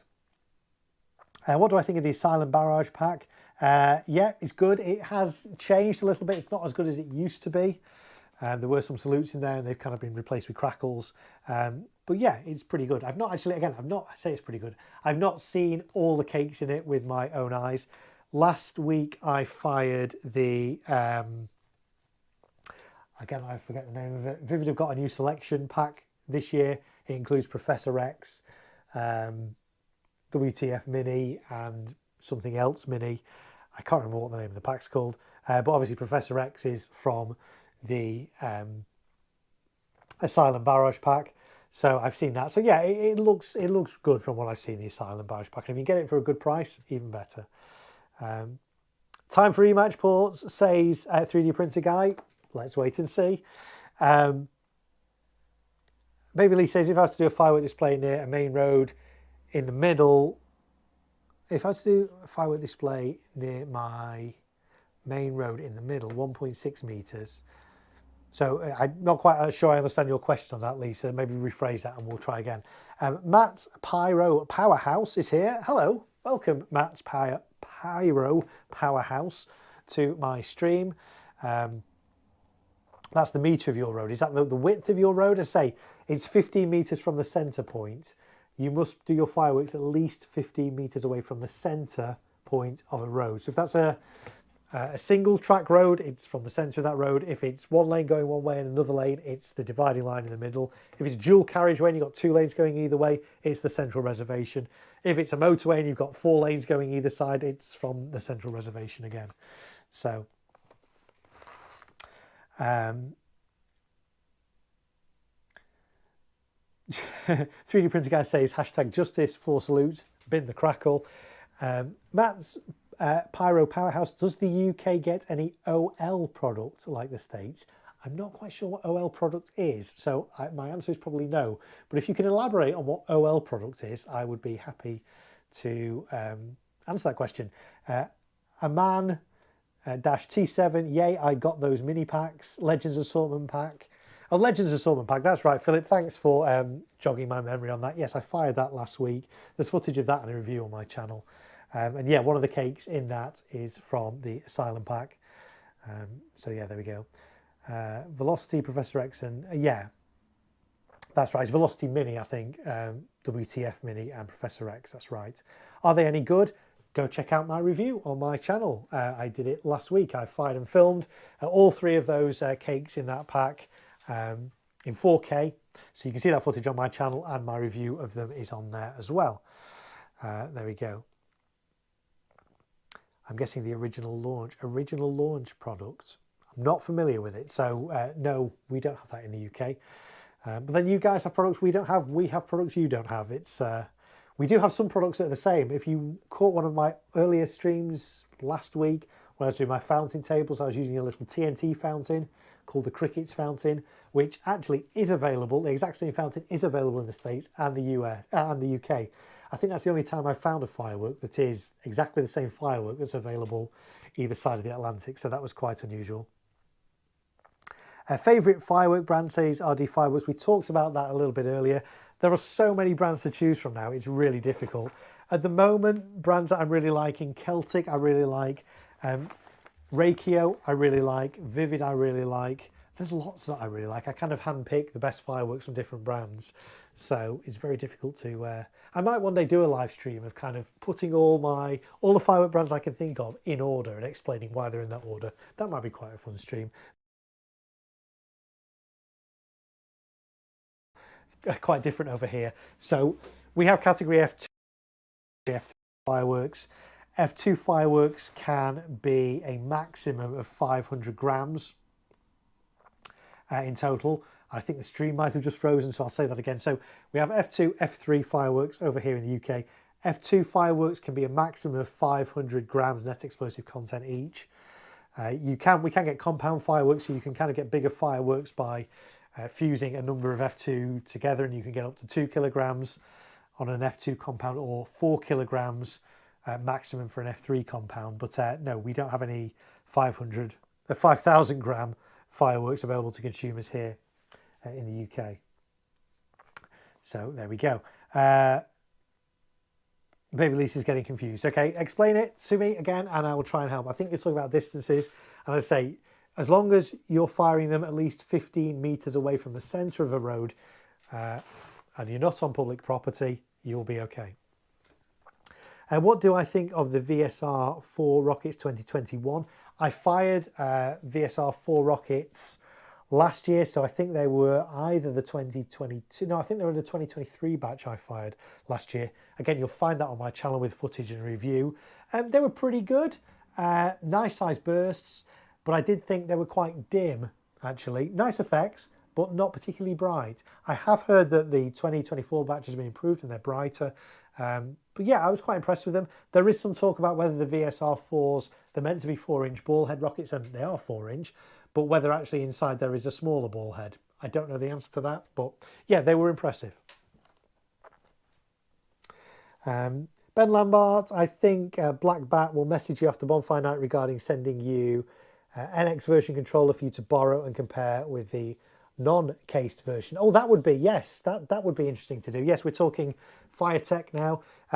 Some of you may know I've recently invested in FireTech as my firing system. Prior to that, I was using a great system called WPS, which was British made. It's no longer supported. The guy who makes it doesn't make them anymore, which is a shame because it was a great system. So I wanted to change, and I hummed and hawed about which to go for. And I did a live unboxing on my channel, and I've gone for FireTech.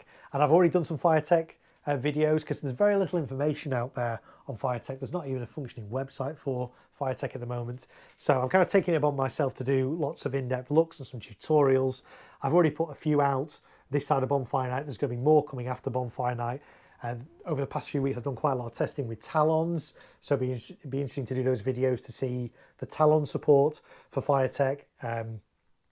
Not quite as good as I hoped, but there is a new firmware version out there, which is really quite cool. I'm really excited to talk about that because not many people know about it yet, but there's some better support for Talons on that firmware version. But yes, there'll be more FireTech videos coming after Bonfire Night. Obviously, my focus is on getting my Bonfire Night shows done first, but yes, it'd be interesting to compare that controller as well.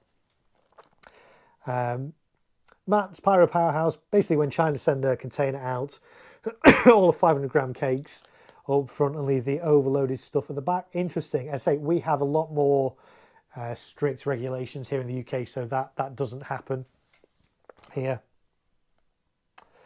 Bulletproof Mum trying to help out baby Lisa with her distances. Yep, there we go.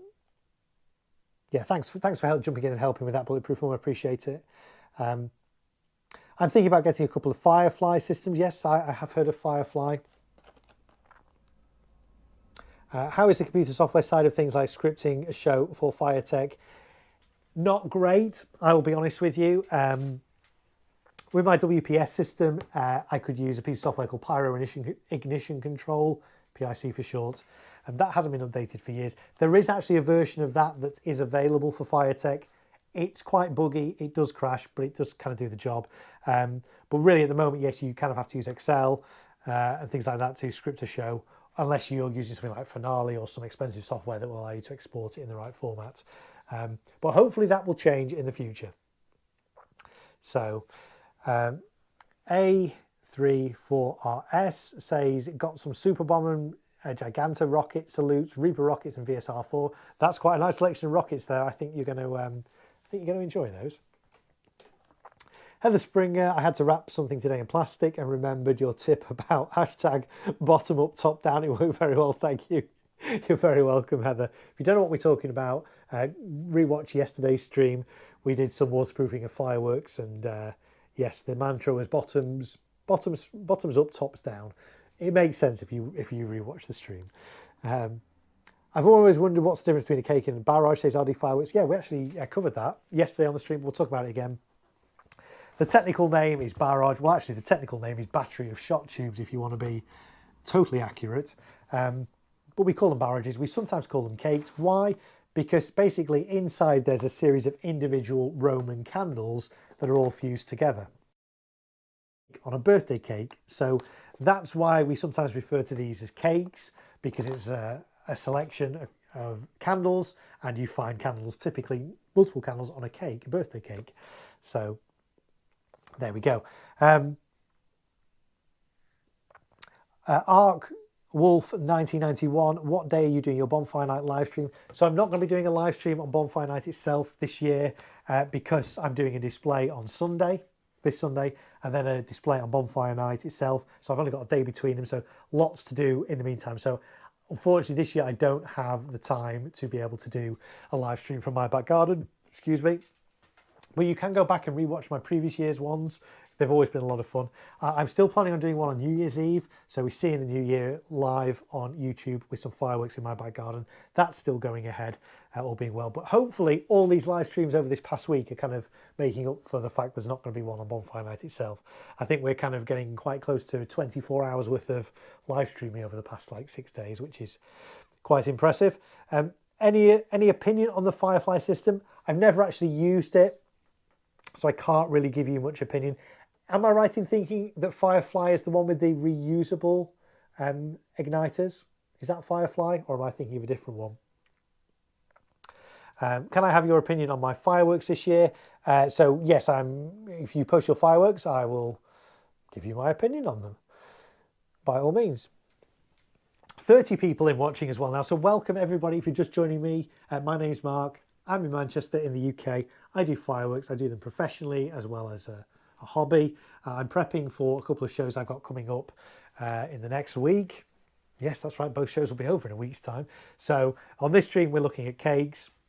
I'm skimming the tops of cakes to make it easy to do the cleanup. And we're about to do this one from Reikio Fireworks Vortex 7. 2 fuses on this, again, a main and a reserve. So let's peel back that one and expose that fuse and see where that goes. It will go down the side somewhere. Got to remember that's the main one. Got to remember this is the reserve one. Actually, quite handily, the reserve one has a little piece of tape around it, so I can see the difference readily. And then I'm just going to slice this paper top off, being careful obviously not to cut the fuse.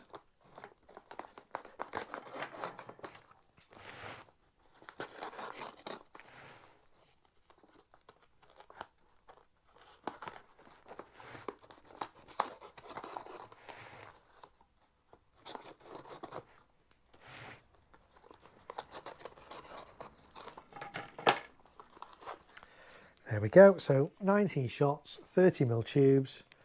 And no, folks, you're going to be disappointed. There's no E-match ports on this. So that was the reserve fuse. I'm going to tuck that out of the way because I don't need it. I'm going to be electronically firing. If it doesn't fully fire, I'm not going to go back and try and relight it. So that's there, and I'll put a little bit of foil tape over the reserve fuse as well. So it's tucked away out of sight, and this will just prevent or minimise the risk of any sparks that fall on it that could inadvertently light it.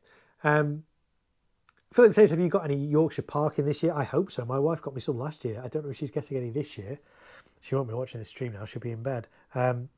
Yes, last year, it's actually quite difficult to find now, Yorkshire parking. It used to be readily available like everywhere up north, which I am.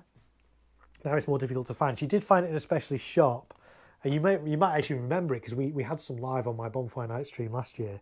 And I think she paid an absolute fortune for this tiny little bit of parking. It was like £8-9 or something crazy like that. But yes, it was delicious.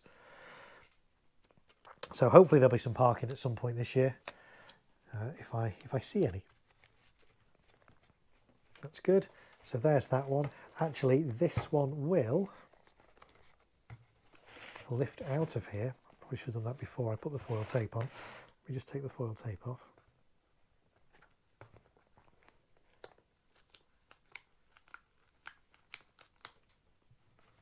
Sometimes fireworks will lift out of their cardboard containers.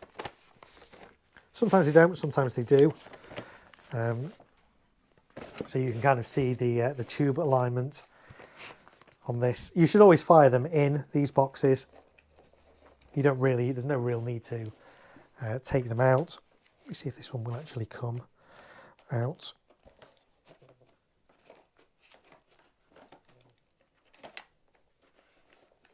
It's coming, there we go.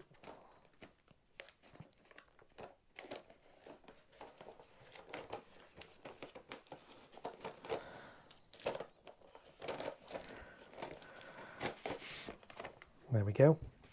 So yeah, I won't fire it like that. I will fire it in here. I've just taken it out of here, really just to show you guys how this is made. So it's all these tubes. They are taped together. And then down here at the bottom, underneath this tape, there is a fuse linking each of the tubes. So you light the main fuse there. It burns down here, goes into the first tube. That in turn goes around all the other tubes and ignites them in sequence. So that's just a little bit of a closer look at that. But as I say, you don't fire it with that. The sellotape kind of holds these tubes together, but also this helps keep all the tubes together. So don't be tempted to take these out and fire these outside of the box container that they come in. A34RS got the Salon Barrage Pack, the Legends Assortment Ghost Ship Cake. Not familiar with that one. And then Rockets, message you, what do you think? So Legends Assortment is good. Yeah, I thought it was okay. The Rockets that you've got, yeah, they sound good. I'm not sure what's the Ghost Ship Cake. Who makes that? What brand is that? JLK, Pyronut Jason is here. Hi Mark, sorry I'm late to the party again. Just been out doing a show tonight, just got back. 100% fire rate, great, and some beautiful Celtic and Vivid products tonight. Nice. It's good, isn't it? Isn't it satisfying when you get 100% fire rate? Craig Whiteman says the Vortex 7 looks a lovely piece, to be fair. I wanted it, but too big for my garden. Yeah, it's too big for my Liverpool display, but it will be fine for my Manchester display. Craig says I went for Afterglow instead. Yeah, there you go. So there's Vortex 7. Skim. I'm kind of running out of space, so I might just... no, I'm all right. I've got a bit of space down here for these. Got that one there. Some weight in that as well. What was the NEC of that? 380 grams. As well, sometimes it can be deceiving. You know, a firework can feel really heavy. You think, oh, that's an impressive firework. But a lot of the time, there can be actual extra ballast and stuff in the bottom to stop it falling over. That's where the hashtag clay, bag of clay bung bits comes in. Which was in one of the bottoms of my fountains last year. Let's do Vortex 3. 25 shot F2, 500 grams, which again is the limit of any single F2 firework. I think this is straight firing, but we'll see. Again, 2 fuses, 30mm tubes, 25 shots, 30-second duration. And the fuse is somewhere under there. There it is.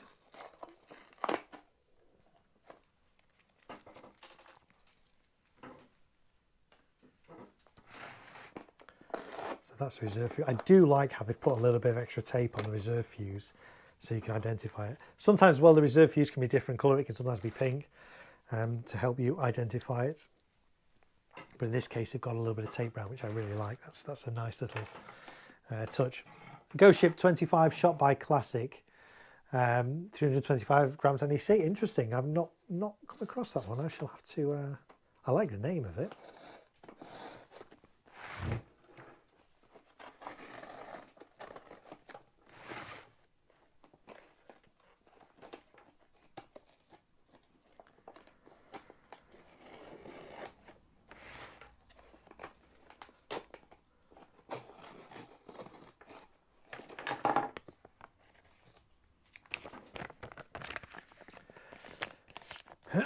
JLK Pyro also fired Peking Opera 6 from Reikio tonight as well. All I can say is wow, stunning compound. Yeah, I say I've only actually fired one Reikio product before in my display last year.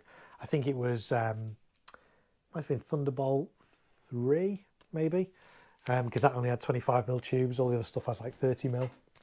I was really impressed with it. So, and the footage I've seen of these ones, even though I haven't fired these other Reikio ones yet, it does look impressive. So I'm really quite impressed with Reikio products at the moment from what I've seen. So again, this will probably, no, this one, sometimes they're stuck down, sometimes lift out. That one is stuck down. That's fine, I don't need to lift it out. So I'm just going to put the reserve fuse out of the way there and put a little bit of foil tape over the top of that just to minimise the chance of any stray sparks falling on it and igniting this firework prematurely.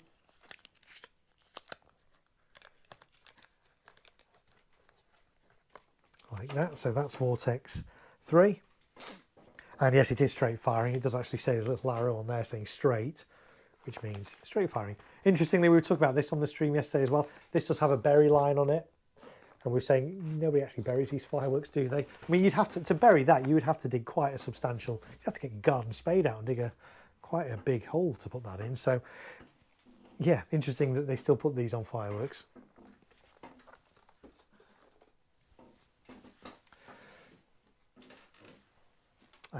That was Vortex 3. Let's do Vortex 6. Now this one is fanned. How do I know? Because it says place this side towards audience. If a firework says place this side towards audience, you know that it's not straight firing. It's going to have some fanned effects in there. So let's have a look at this. Vortex 6, 30mm tubes again, 21 shots, 25-second duration, 420 grams net explosive content in this. So this is the main fuse cover, which is going to be quite tricky to remove because it's kind of under the yellow label saying this side towards the audience. In fact, actually, I've got to admit, that's a little bit misleading. If you weren't all that bright and you saw that on there, place this side towards the audience. No, I think not. It means this side. Yeah, it might be quite obvious to us, but it doesn't actually. If you take that literally, if you take literally what it says on there, place this side towards the audience, you're going to be in trouble.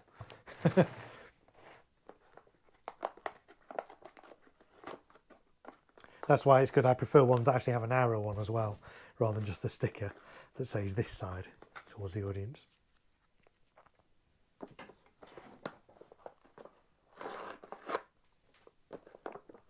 And again, yeah, I like the fact the reserve fuse has got a little bit of tape on it so you can distinguish between the two. That's a really nice little touch, that. I like that.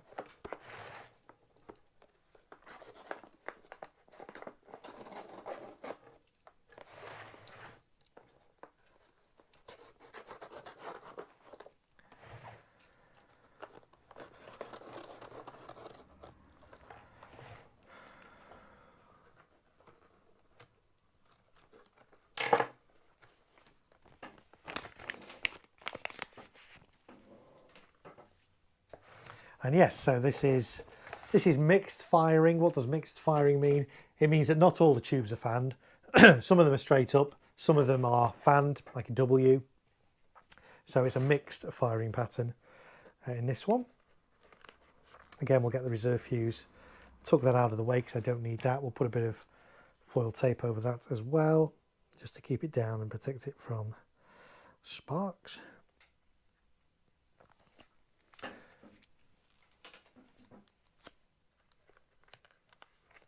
Like that. There's that one done. Right, let's do Thunderbolt 4. Again, this is a fanned one because it has that same label on, which again, if you take literally, could mean you put your firework like that because that side's facing the audience. Obviously that's wrong, but you know, we say obvious. Interestingly, I've just noticed an issue with this in that it's obviously fanned. I can see that from the picture of the tubes, and I can see that from there. But on the back, it says it's straight firing, which it's not. What did it say on the Vortex 6? Let's have a little look. Yeah, say straight firing. Vortex 6 say straight firing. It's not straight firing, so that label's wrong as well. Importers must hate me because I pick up all the mistakes on their labelling. Anyway, Thunderbolt 4, category F2 again, 27 shots, usual number, 405 grams of net explosive content. It's got a mixture of 25 and 30 mil tubes, lasts for 30 seconds. So, and again, 2 fuses, main fuse here, and reserve fuse here, somewhere. Often they're not quite where they should be. There we go, there it is. And it's got the little piece of tape on again, which is good. That one looks to have mixed tube sizes. Yes, it's got 25 and 30 mil. We'll have a closer look at the tubes in a minute when I take the topper off.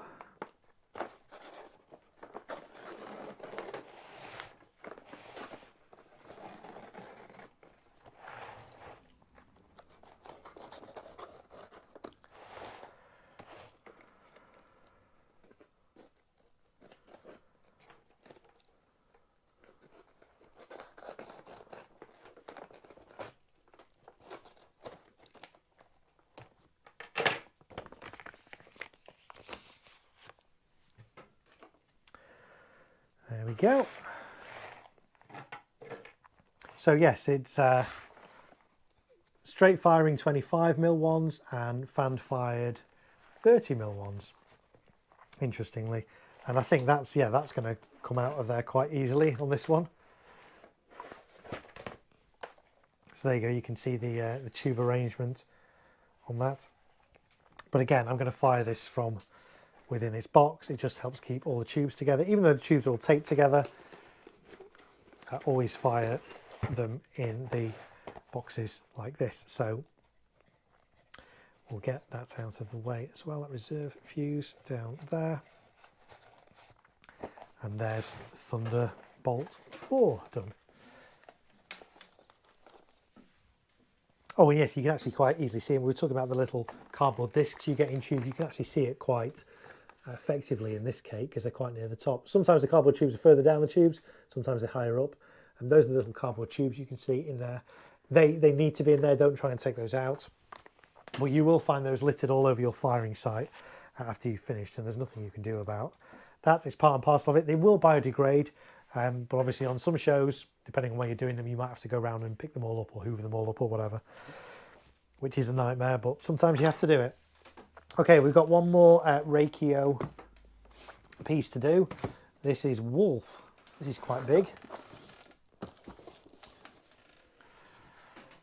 Wolf, 30 mil tubes, 35 second duration, 500 grams again, net explosive content, so max powder in these, hashtag max powder. Sounds like a superhero, doesn't it? And 25 shots. It says straight firing on this side again. I think this is fanned, but again, the labelling on here is wrong. It's got an arrow pointing up with the word straight underneath. So let's have a little look. This is in a box. Sometimes you get fireworks in their own boxes, and obviously you have to open the lid. Wildlife with Josh says, why do you take all the tops off? So you don't have to take the tops off. Fireworks, they will fire perfectly fine without. The reason I take them off is to minimize debris. So all fireworks come with either a paper top, like this one, or like a plastic polythene kind of top, sometimes like a foil top with things on as well. And what happens is when the shots fire through this, they will fire through because it's only paper, you end up with lots of bits of paper strewn all over your firing site, which of course they're biodegradable, so it's fine, but you know, it looks messy. So to aid clear up, to minimize the amount of debris, I like to skim the top of my cakes, take the top off. You're not modifying the firework, the performance of the firework in any way. So you can do that, but that's why I do it. But equally, as I say, they will fire perfectly fine without. The design's to be fired with this on, so they will fire with it on. One of the benefits, because there are benefits of keeping this on as opposed to taking it off, if you leave this on, you can more easily see if there are tubes that haven't fired. So for example, you know, if a few rows of this firework fire and the last 2 rows don't, if you've left the paper on, you'll be able to see because the paper will still be intact over the last 2 rows. So there's pros and cons to keeping it on. There's pros and cons to taking it off. I personally like to aid in the clear up by skimming the cakes and taking them off. Plus, as well, one of the benefits of taking it off is it allows you to actually see the tubes and check the tubes aren't damaged as well, which you can't obviously do if it's like this. Some of them do have that red cellophane over. We saw that on my stream yesterday, which does allow you to see down into the tubes, which is useful. Yeah, Wildlife Josh says a fair point. Yes, that's why I take the tops off. It's more work now, but it's less work on the day when it comes to clearing up and leaving the site kind of tidy. Does it matter if one of my cakes is not square anymore, the corners are not 90 degrees, it's more trapezoid shape? No, that's not that uncommon. I do see that where the shape of a supposedly square cake is more kind of trapeze. It's absolutely fine. It just means the way the tubes are, they've just kind of moved. It should be absolutely fine. I'd have no problem firing that at all. Okay, so as I say, this one is in a box in itself. So I'm guessing it will lift out of its box, which it does. It's quite heavy though, because it's 0.5 kilogram of explosives plus the weight of the actual thing itself. Might have to tip it on its side to be able to get it out.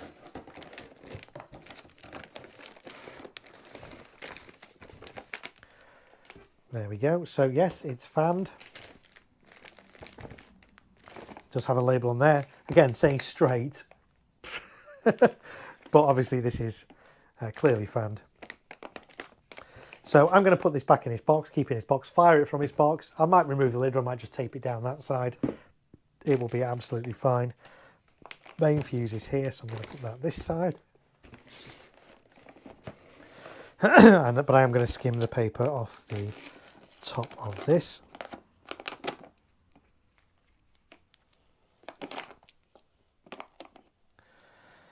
So there's that one.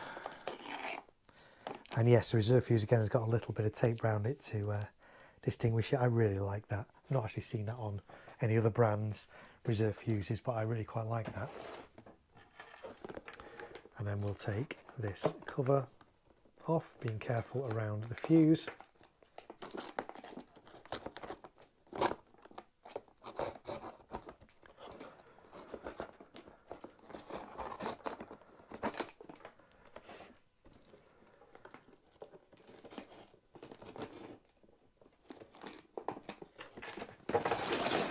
I'll just actually rip this, probably easier than cutting it.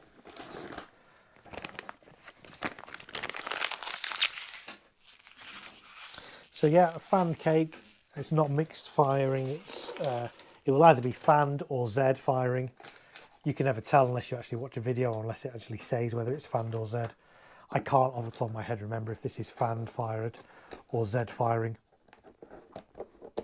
But either way, it's going to be sky filling. So this is going to be something I'm going to use on my centre cake site because it's going to fill the sky with these 30mm angled tubes. Go. So we'll get the reserve fuse out of the way because I'm not interested in that. Tuck that down inside there. get a bit more of this paper off. And what I will do, as I was saying earlier, because these are angled tubes and they're actually lower than the height of the box, I will probably just bend this bit of box back or even cut this bit off, just so when this tube comes, when this comes out, it's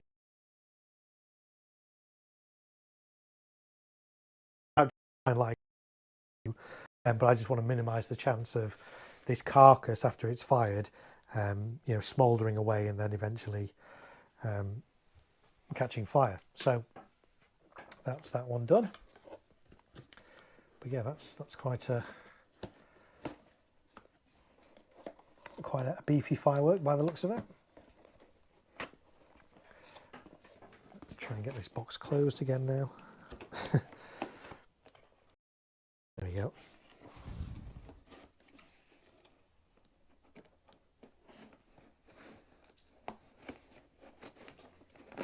That's it.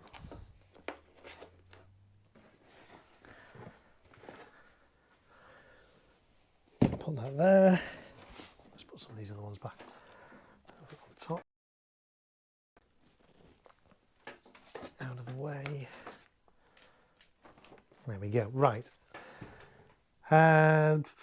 What do you think of the big rocket mix, those gold rockets by Classic? I don't think I've seen those ones, so I can't really comment. I will, all these ones that I've not seen, I will go back and after the stream watch the videos of them, like that Ghost Ship one and things. But I don't think I've seen the big rocket mix from Classic. Okay, still 16 of you here. We got 2 more to do. This is new for 2024 from Prestigious Pyrotechnics, Ebb and Flow. It's a moving star, swimming star, go-getter cake. But unlike other go-getter cakes, this has nice thick comet tails on as well. Really impressive. I fired 4 of these last week. The footage of those is on my channel. The only downside was a little bit inconsistent in their duration. Out of the 4 I fired, 2 lasted 40 seconds, which is what I expect. 1 lasted half that, about 20 seconds. 1 flashed through and only lasted 5 seconds. So only 50% of the ones I fired actually kind of lasted the duration I expected. The manufacturer has since fired half a dozen more and they've all fired correctly. So all being well, these are going to fire at the duration I expect them to. Again, there's 2 fuses on here, main fuse, reserve fuse. These are 36 shots. They're category F2, 20mm tubes, and they are 421 grams of net explosive content. The effects describes 36 shots, thick swimming stars. This has both like cellophane and a foil top over, so, but we might be in for a surprise when we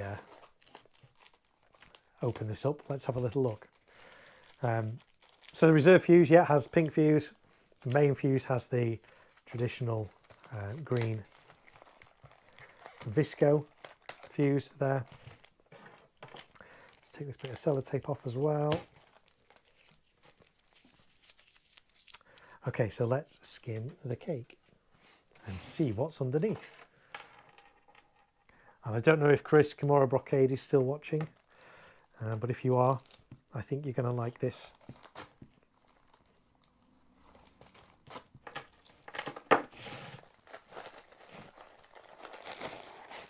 So there's the cellophane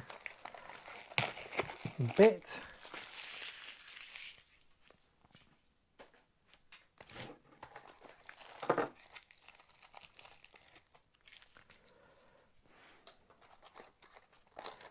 Let's take the paper bit off.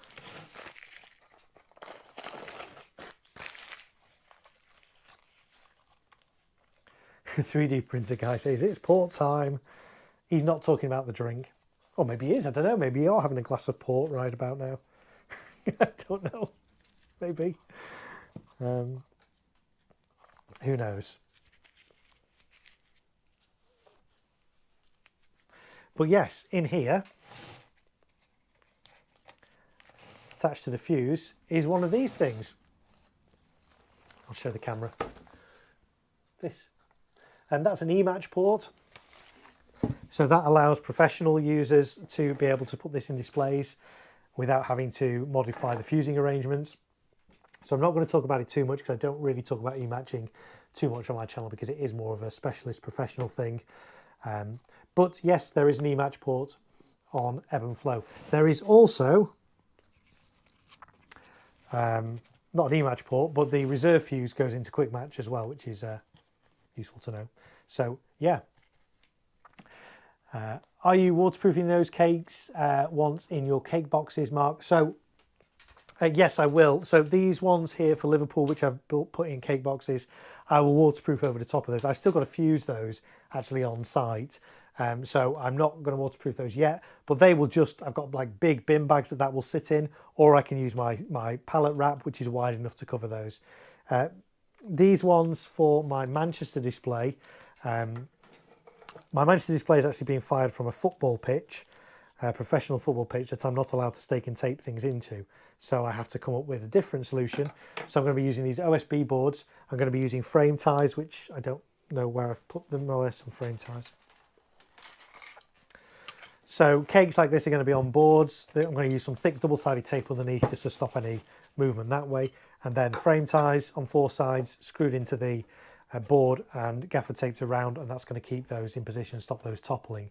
Once I've got all the cakes on the board on the actual day on the firing site, I can then put like a tarpaulin or some plastic over them just to waterproof the whole lot, and it will fire through that no problem, or I can remove that if needs be beforehand. So Holly says hashtag is it time for rematches. Ollie Clark says hashtag port time. Port time is the right time, says Bulletproof Mum. TikTok, it's port o'clock. 3D printer guy, hashtag professionals plug the port. Bulletproof Mum says useful to know. Yeah. So I'm not going to show you how to e-match those, but those of us who are professionals, semi-pros, I think will be glad of the fact that there's e-match ports on there hidden in the tube. So say you're not aware of them unless you actually skim them. But there we go. So yeah, ebb and flow has that, which is really nice.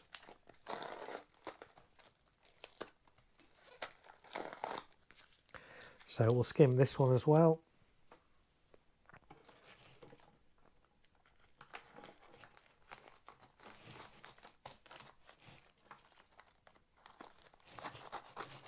I do like it when Fireworks have e-match ports because it saves so much time on the day.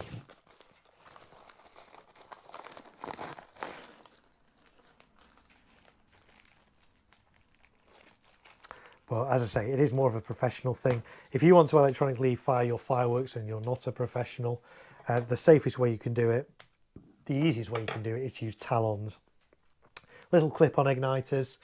I'll show you one. I'll show you. I've got they're over here, aren't they?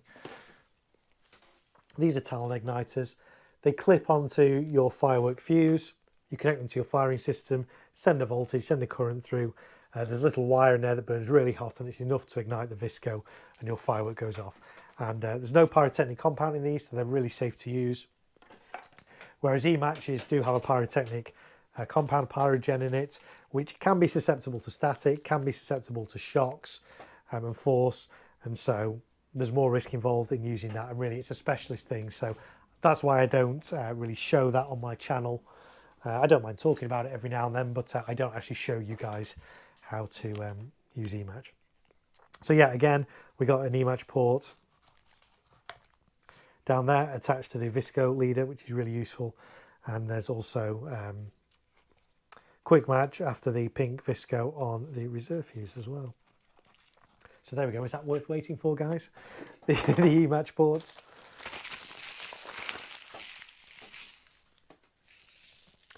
Please, can we get a close-up of the port again? I missed it. Yes, of course we can. Of course we can.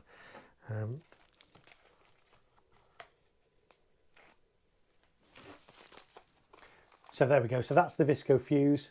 That's the e-match port, which goes into quick match.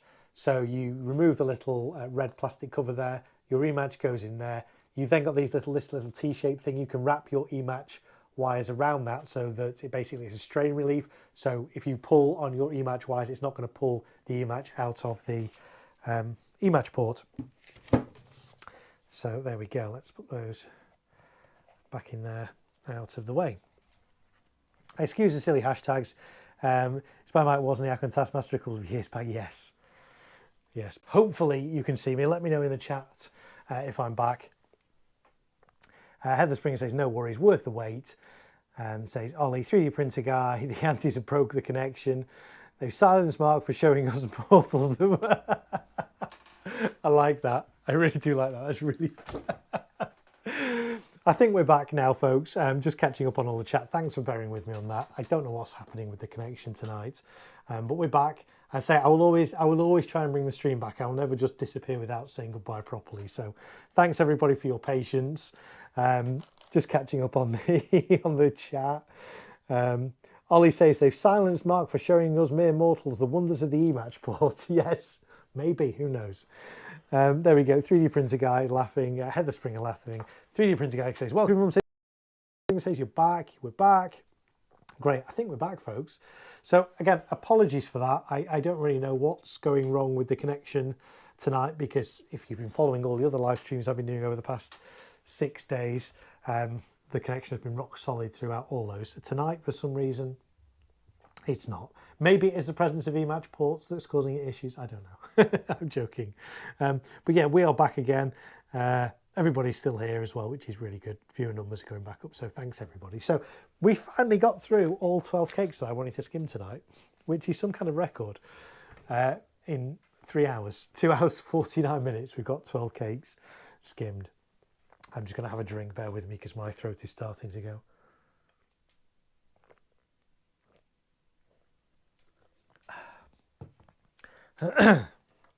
Yeah, we're back. That's good. So yeah, guys, if you've got any questions on cakes or fireworks, now is your chance to ask them. I'm only too happy to answer them in the chat. I do always try and answer all the questions I possibly can in the chat as we go, and I do read it all as well. So yeah, let me know if you've got any questions. Whilst you're having a think about that, I am going to put some of my fireworks back in their boxes rather than just leaving them out. Always keep your fireworks in the UN cartons. Fireworks in UN cartons. Obviously keep your 1.4G ones in ones that are labelled 1.4G. Keep your 1.3G ones in boxes that are labelled 1.3G. Sounds kind of obvious, but any updates on your delivery? So no, I am still expecting, I'm still hoping, I was promised some fireworks for bonfire night. But the person that has promised me those is kind of ignoring my messages at the moment, so I don't quite know what's happening with them. So if you watched my stream yesterday, I've had to put some contingencies in place. I went out yesterday and bought 6 little cakes for my Liverpool display to pad that out. The Gemstone 3 Wise Monkeys pack. It's a pack of 3 16-shot cakes. Sometimes these retail at crazy prices. I saw these on sale for the equivalent of £5 per cake, which for a 16-shot cake with like over 100, I think it was 108, 109 grams of powder in each. They're pretty good. I've had this pack before. It was called 3 Gems. They've kind of rebranded it to 3 Wise Monkeys. I think it's still exactly the same contents. So yes, I am having to think of contingencies. I've still got time to get other ones for my Manchester display if I need them. Most of the ones I was getting from this supply, which I've not had yet, were going to be for my Manchester display. If they don't arrive, I've got some contingencies in place. There are some other fireworks I can put in if I need to. But I say I need to actually do the firing order for that yet, because I might have enough. I know you say you can never have too many. But I try and aim my displays to be somewhere between 12 and 15 minutes. I found, you know, over the years of experience, that that's kind of a good duration to go for. Anything under 10 minutes and your audience feel a bit kind of it. Anything over than, when you start getting towards 20 minutes, audiences start getting a little bit bored. Even if you do lots of different effects, the audience is like, is it finished yet? So I find somewhere between 12 and 15 minutes is kind of like the sweet spot for durations of displays. I always try and aim for a little bit longer than it's actually going to be, because if I aim for 15 minutes, I know that my display might be 14 minutes, 14 and a half. Why would it be shorter? Well, if you've got a cake that lasts for 50 seconds, a minute, if for whatever reason that doesn't fire, you've potentially got a gap in your display of 50 seconds, so you have to jump across on your firing system to the next cue and basically miss that out. That in turn obviously shortens the length of your display. So I aim for 15. It usually works out at about 14 and a half, and then on the night it might be 13 and a half, 13, maybe something like that, but that's still good. So anywhere between 12 and 15 minutes is kind of where I aim my durations for on that. So any updates on my delivery? No, because as I say, I'm not getting any response to my messages at the moment, which is a little bit frustrating. But, you know, I'm coming up with contingencies. So what would be a better finale, asks Ollie. Disco Balls by Celtic or Ad Astra by Black Cat? I have both and not sure what to fire last. Here's an idea. Why not fire both together? That would be a good finale, wouldn't it?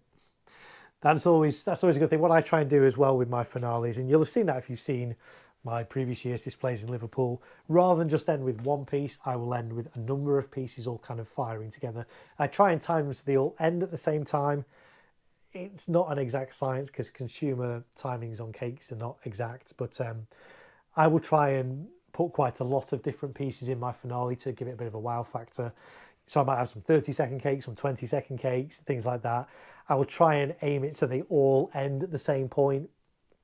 So I'll usually end with like a dump cake or something like that, or some single shots all fired together, so that people kind of know it's the end.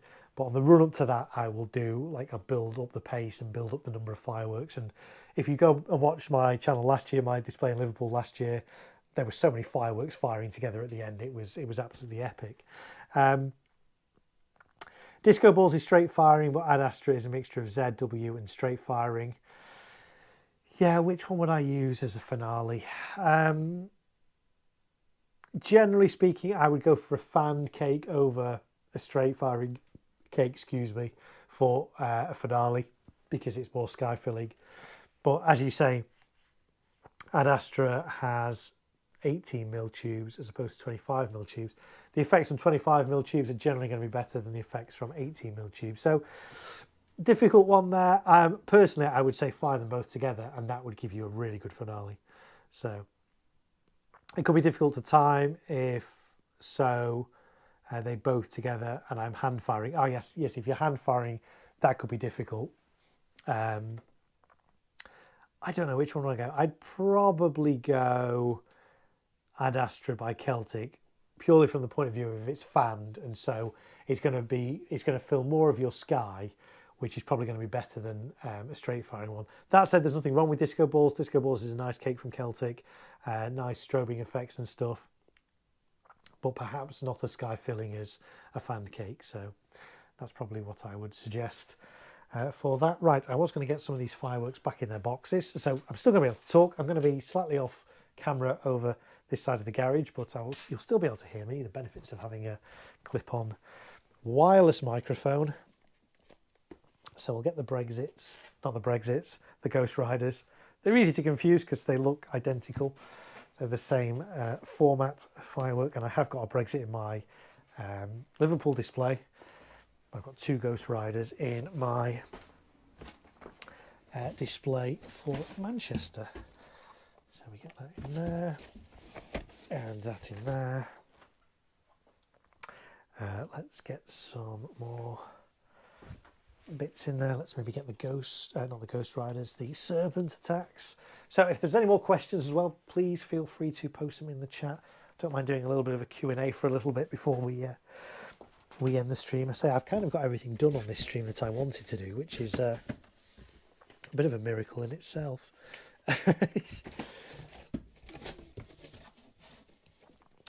Let's get the ebb and flows away.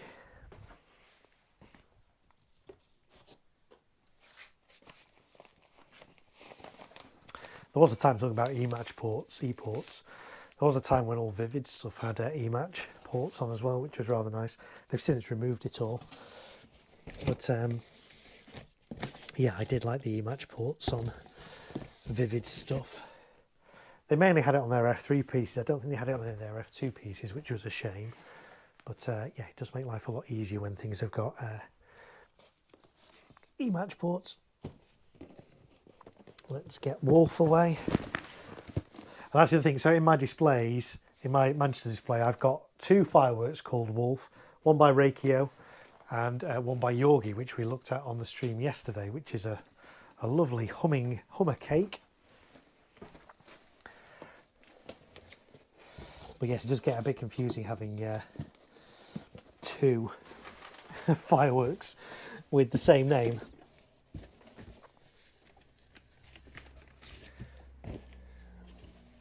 Let's get this in here. Talk amongst yourselves for a moment, folks. Maybe that didn't. I can't remember the order I had these in here to make them all fit in. Always the way, isn't it? You get fireworks, when you get fireworks delivered, if you get fireworks delivered, they all come nicely packaged in a box, and to try and get them back in the box in the same order is challenging, isn't it, folks? Maybe I had another box somewhere, I don't know. Anyway, let's get these Reikio ones in. Let's just catch up on chat. Thanks, Mark. I've been working on my running order whilst watching your stream tonight. Well, I've been making good progress. I still need to work on my running orders, my firing orders for both these displays. Some mad random person says, "Oi, oi, Mark. Evening, everyone. Hope you're all well. I'm feeling fan-dabby dozy. Another day closer to bonfire night." Yes, it's coming up close, isn't it? In fact, in a week's time, a week today, it'll all be over. Because we're now, we've gone past midnight. We're now Thursday. I thought we were on Wednesday. We're now on Thursday. So, yes. Yes, it comes and goes quickly, doesn't it, bonfire night?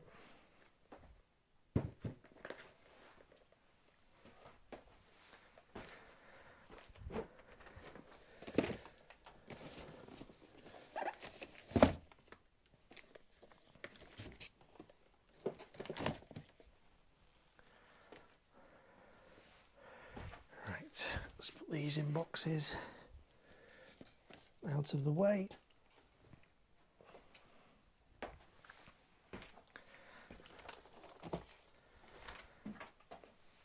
And so, yes, all the ones I've been prepping tonight are all 1.3G.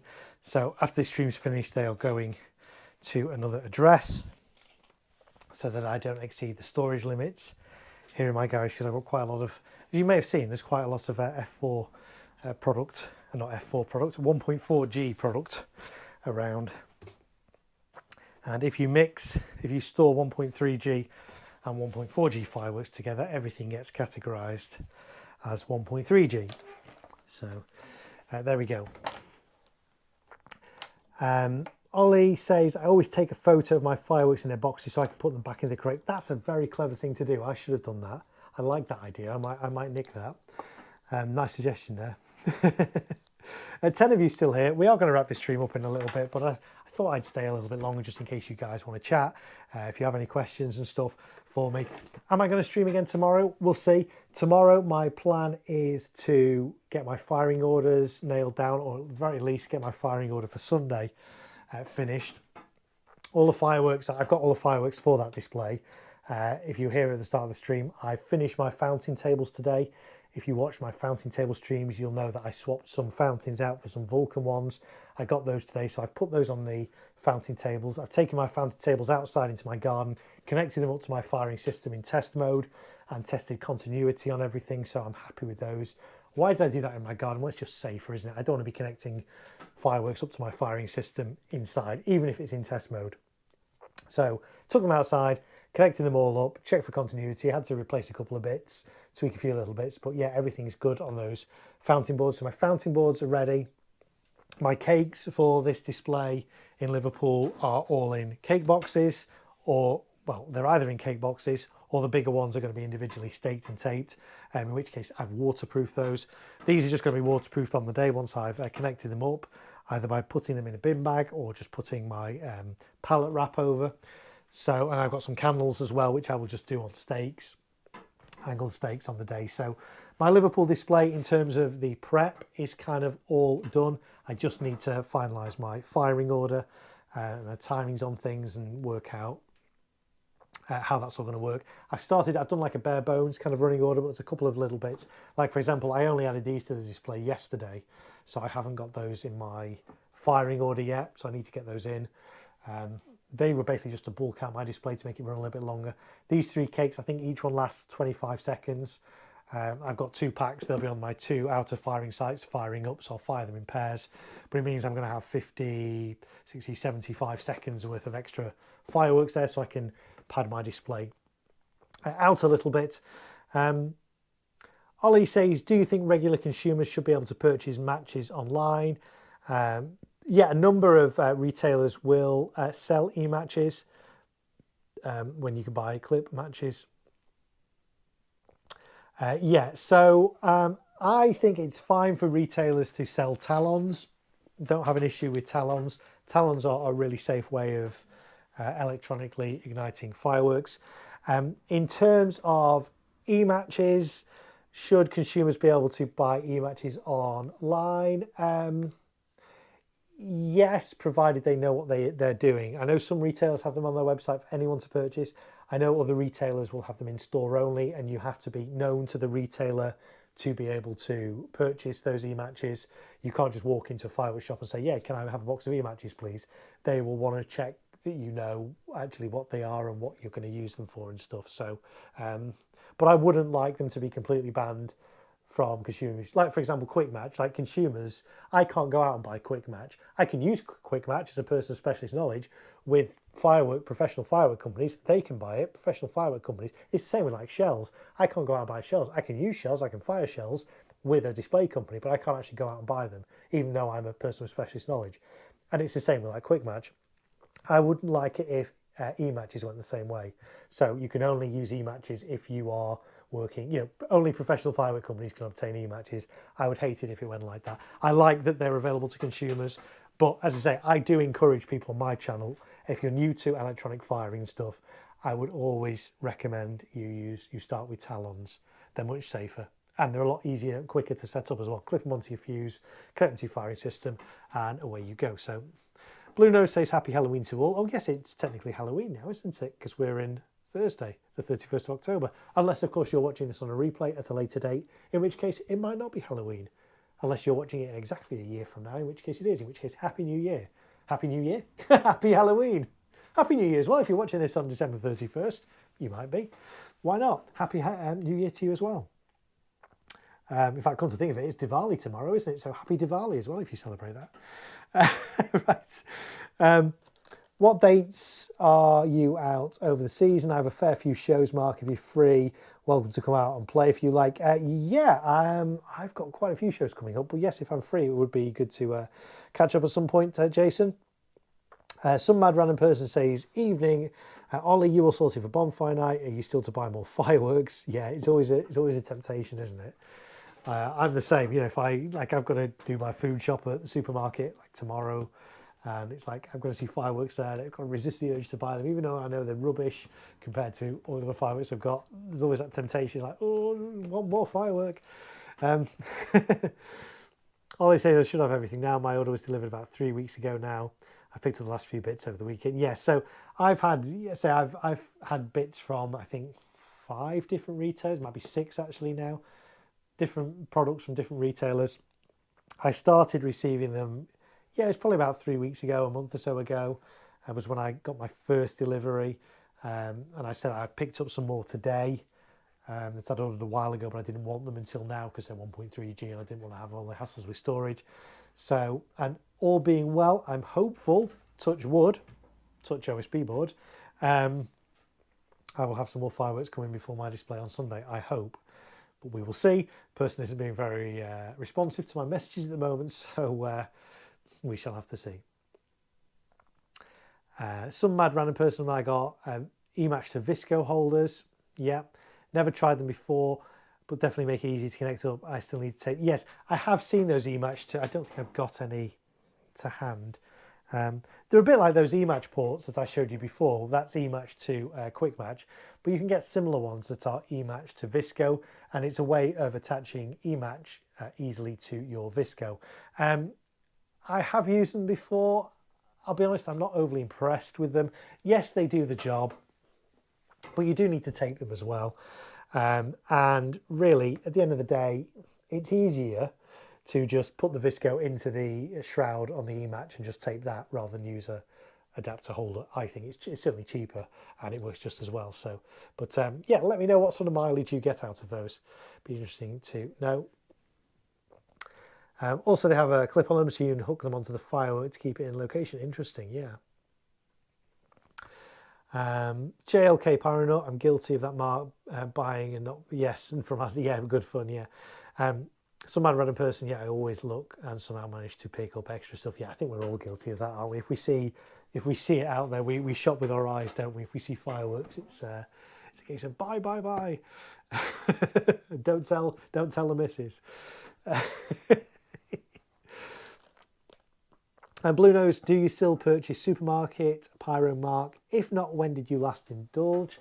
I do sometimes still purchase supermarket Pyro. I think the last time was a couple of years ago. It's definitely been since COVID. And I think it was from Aldi, and I think it was a couple of little 16-shot cakes. I think they might have been called Bumblebee or something like that. They were basically like a fish kind of swimming fish kind of effect. They weren't badly priced. I thought they were reasonable. I bought those and put them in my display. But this year in my 2 displays, there is no supermarket Pyro at the moment. There's still time. My first display is until Sunday. We'll see. But I haven't really been blown over by anything in the supermarkets, particularly this year. It's all much of a muchness. A lot of it's the same as it was last year. So there's not really been anything that's massively caught my eye in the supermarkets this year. The low noise fountain pack from Tesco, from Standard Fireworks, the Bright Lights one, would probably be my pick. Nice selection of low noise fountains. It's disappointing it's £30 because when it first came around like 3 years ago, it was £25 for a pack of 5 fountains, which was really good, like £5 a fountain, really good fountains. It includes a jelly bean fountain as well, which we talked about in one of my other streams. That's probably my pick from Tesco. From, I think, Aldi, I think, have a little 12-shot cake for like £5.99, which is not bad value. It'd be better if it was 16-shot, but for £5.99 for 12 shots, not bad. I might be tempted by that. Other than that, there's nothing really that's particularly getting me excited this year. I mean, you know, we're long gone are the days where I'd used to go to Lidl and pick up loads of Waco fireworks. That was the pinnacle. That was the height of supermarket Pyro, I think. Nothing's come close since. I don't know if anything ever will. You know, at the end of the day, buyers for supermarkets are not firework enthusiasts. They're not professional pyrotechnicians. They just go with Standard Fireworks or something like that, a brand that, you know, most people in the country will have heard of Standard Fireworks. So it's a name people know, it's a name people trust. You know, if all of a sudden you get Yorgi Fireworks in a supermarket or Vivid Fireworks, which would be amazing if a supermarket started to sell one of those kind of brands, but people wouldn't be familiar with that brand. People are familiar with Standard, with TNT, with all the more value brands. You know which ones I'm talking about. So they sell, but they're not as good as some of the other brands, and it's a shame that we don't get a supermarket kind of taking a chance on a different brand. You know, I'd love for like Lidl or Aldi to. It'd be great if, like, you know, Aldi or Lidl went for Yorgi or Leslie or something like that. You know, a brand that's not too expensive but actually has a good range of products and some good quality items. Even Skycrafter, I'd be quite happy to see Skycrafter in supermarkets. Again, relatively cheap. They have a good range of stuff. They have cakes, they have selection boxes, they have fountains. You know, that would work quite well in a supermarket, I think. But no, they all stick with Chestnut Trading or Standard Fireworks, and it's a shame, really. Let's have a look. Do you use Finale to design your fire tech, or do you use something else, Mark? So I don't have Finale. It looks an amazing piece of software, but it comes at a massive price tag, and the amount of usage I would get out of it is limited. So no, I don't have Finale. So FireTech, the software side of FireTech is lacking somewhat. There is a version out there of Pyro Ignition Control, for Firetech. Now I'm familiar with pyro ignition control because that's what I use with WPS. There is a version out there for Firetech. It's a bit buggy, it does crash, it's a bit clunky, it's not ideal, but it kind of does the job. The other way you can do it is just with a spreadsheet, an Excel spreadsheet, something like that. I may get, if I get any time over the next year, I might look at trying to write something that's a bit better for doing Firetech stuff, because it is kind of lacking in that support at the moment. So Aldi do one called Lightning Force. That's a good cake for £40. Nice duration and colours, ideal for garden displays. Yeah, I have seen Lightning Force. Yeah, it's okay. £40 is quite expensive, I'll be honest, for a cake. But then I'm coming from shopping around for my pyro using specialist retailers and getting better value for money than you get at a supermarket. For a supermarket, £40 for a cake is actually reasonable when you consider they sell cakes that are like £99. So, yeah, Bulletproof Mum, the price of the fountain pack has gone up, but there are specialists doing the same one for £35. The individual piece is about £8 each, are still good value, yes. Do you have any tips on learning firework design software, Mark? Well, the main ones are Finale 3D, which is the one that most of the professional companies use. There is a hobby license available for that, but it's still maybe £300 a year, something like that. So it's quite an expensive price tag. There are a couple of other firework ones out there. There's FW Sim, Firework Sim, which is a cheaper option, but it doesn't look as good. I mean, Finale, I think, is like the pinnacle of firework design software. But in learning it, you know, I would say Finale is the one that the pros use, the professional companies. So if you want to go into firework design, that's probably one you need to get. But I say it comes with quite a hefty price tag. I would support Lidl selling Celtic dump cakes. Yeah, I don't think we're going to see dump cakes in a supermarket. I may be wrong, but I don't think we're going to see them, only because they don't really have a mass appeal amongst the public. If the public are going to buy a 25-shot firework, they're going to want it to last more than 5 seconds. If they get a 25-shot firework that lasts 5 seconds, they're going to feel a bit shortchanged. Plus, at supermarket prices, can you imagine what price that would be? Quite a lot. So I don't think we're going to see dump cakes in supermarkets anytime soon. Ollie says absolutely. Bulletproof Mom, some mad random person. That was a great fountain, lots of colours, well-used crackle.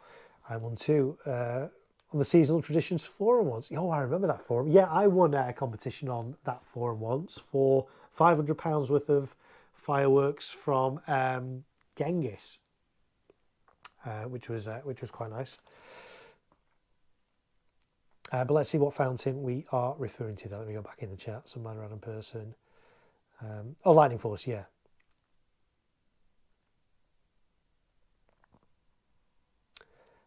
Yeah, it was great. Are supermarket fireworks poor with regards to NEC per shot? Generally, they can be. Yeah, they can be.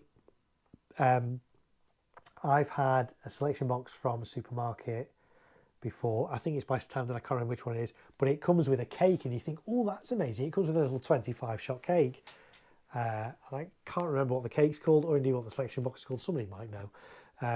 But yeah, you see a selection box and it comes with a cake, and you think, "Oh, that's good."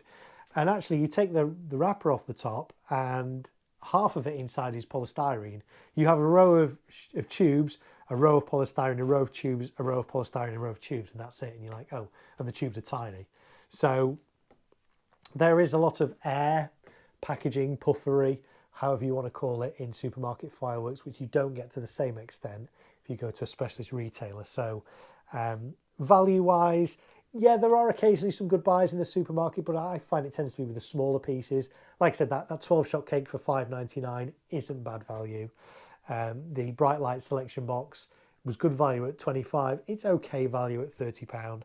But some of the bigger stuff that the supermarkets do, you know, like when you get a fanned cake from a supermarket, it costs £99.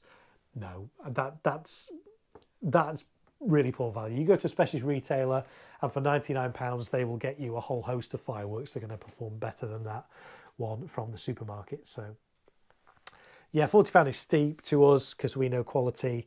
And having said that, my mate bought that to help contribute to my show. He works for Aldi, but I told him to take it back. Yeah, I mean, this is it goes back to what we were talking about last year. You know, is there such thing as a bad firework? No, there's not, and we did actually prove that last year on my stream. So, you know, the supermarket stuff isn't great. If somebody was to buy me some supermarket pyro, would I say I don't want it? No, of course I wouldn't. I'd say, oh yes, please, and I would either add it to my show or just let it off in my back garden and stuff. So, yeah, everything has a place. There's no such thing as a bad firework, but you can get better value outside of supermarkets, I would say. And by that I mean, I don't mean like in the back of a van outside a supermarket. I mean at a specialist all-round retailer. So I also won Typo of the Year, Event of the Decade all the time. Yeah, Somerset never let me down. Yeah, it's a shame that forum closed down. It was a nice little forum, but I'm glad that a lot of people came over to the UK firework review community from that, including Somerset. So yeah, it's nice that everybody's still kind of there. I also want a Rothy that I also won't a Rothy that I still use to this day on several occasions. Oh, won a Rothy. Okay, yeah. Won a Rothy. For those of you who don't know, Rothy is like a big blowtorch kind of thing, which back in the days when people used to hand light fireworks on professional shows, that's pretty much what they used at Rothys.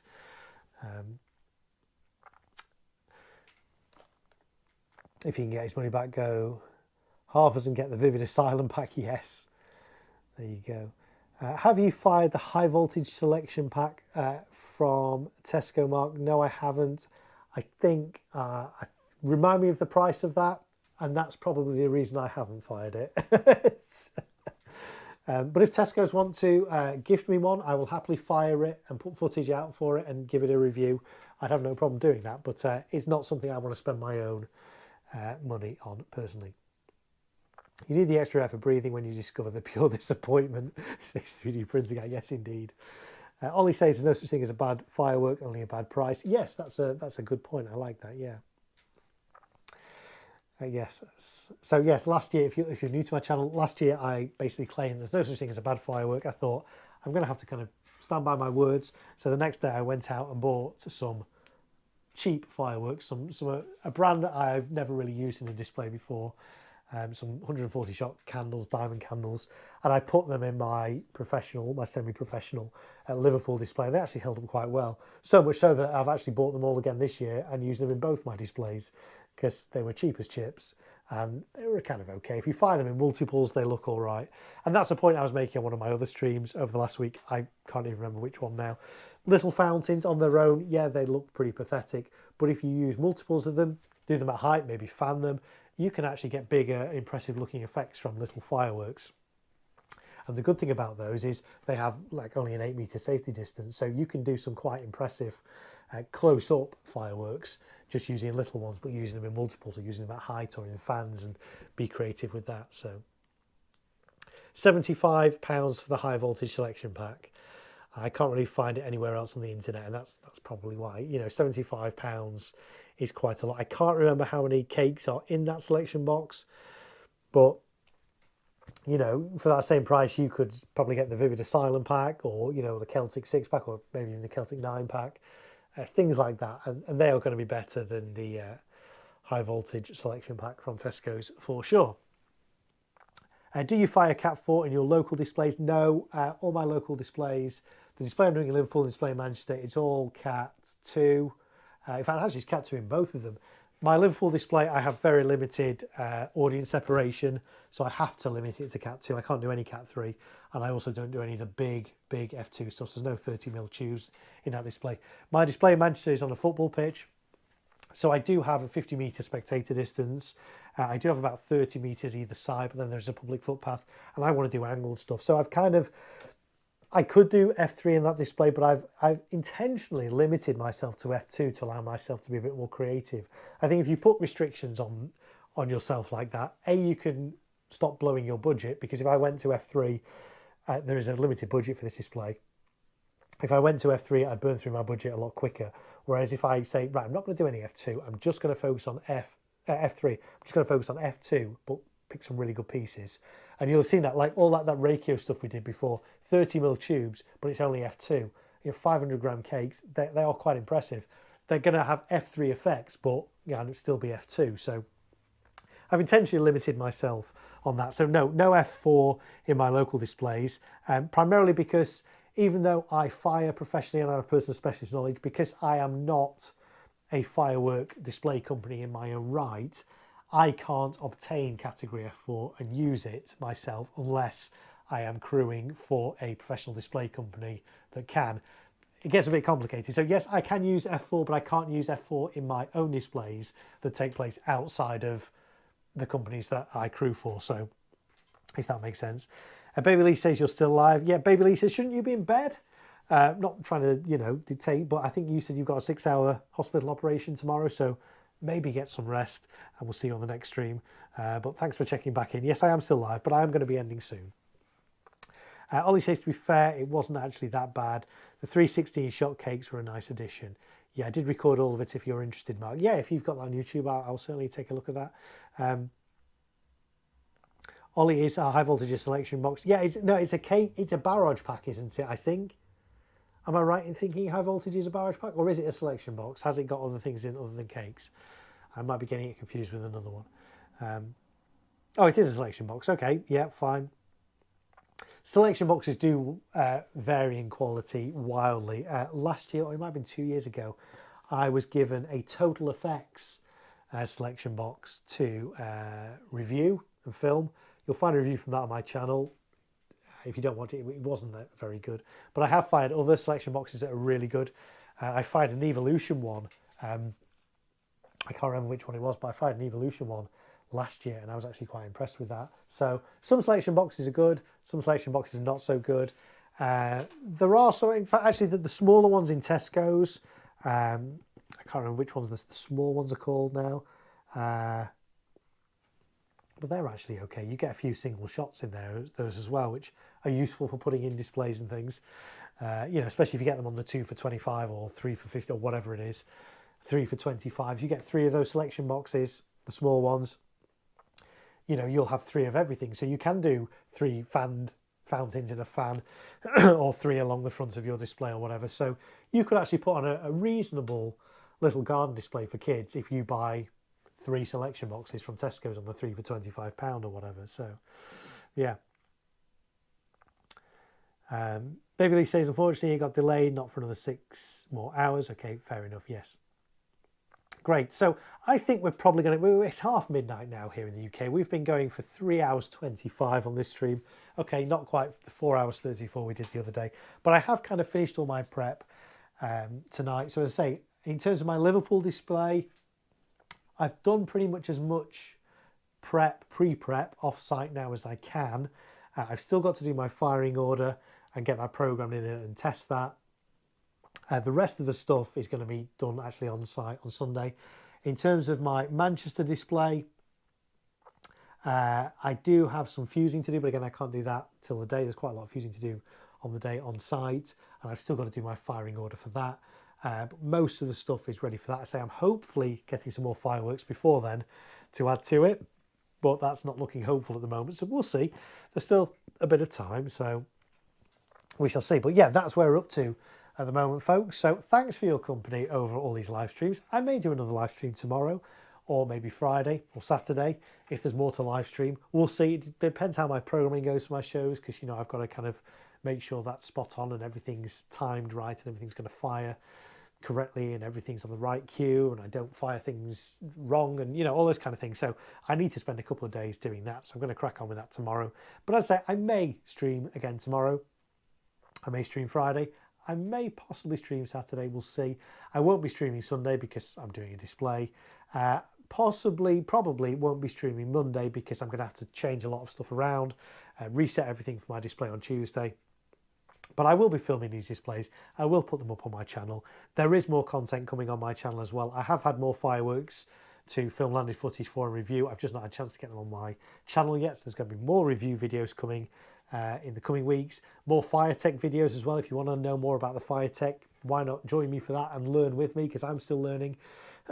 So yeah, if you like fireworks in general, if you like these live streams, if you like my firework reviews, if you want to know more about fire tech and things like that, do consider subscribing to my channel and enable notifications, and that way you'll be notified whenever I upload a new video or go live, because I don't upload on a schedule. I know some streamers, some YouTubers upload regularly at certain times on certain days, or stream regularly at certain times on certain days. I don't do that. So it's good to enable those notifications. That way YouTube will let you know when I go live, so you won't miss a thing. I don't want to miss a thing. There we go. Second song title of the stream. What was the first one? Can anyone remember? Was anyone here for that? But there you are. We've got 2 song titles in this stream at least. 3D Printer Guy says, Saturday's my show day, so not long now. Love your live stream, says Blue Nose, this time of year, Mark. Nostalgic. I appreciate that. Yeah, I did the same sort of thing last year, and it was really well received. I didn't know if anybody would watch it or if anyone would be interested.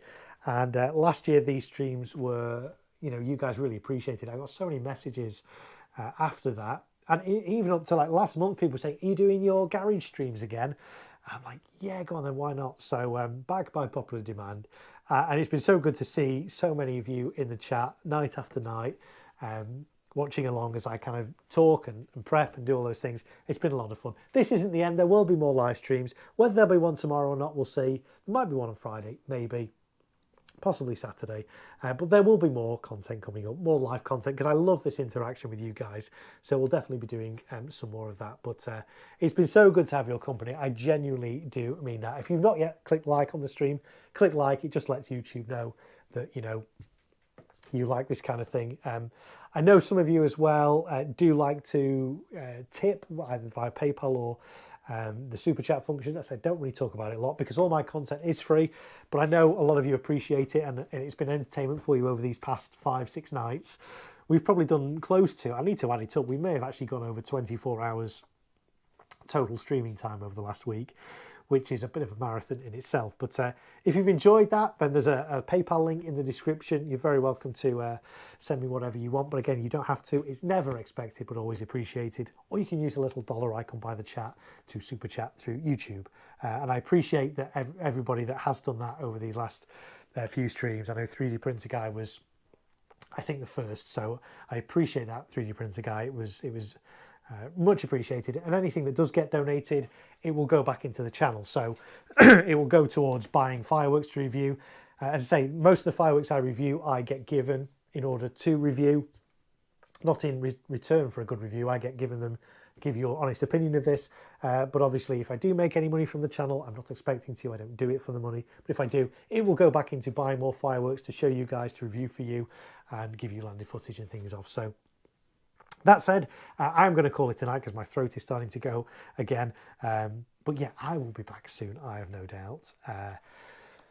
Let's just catch up on chat before I go.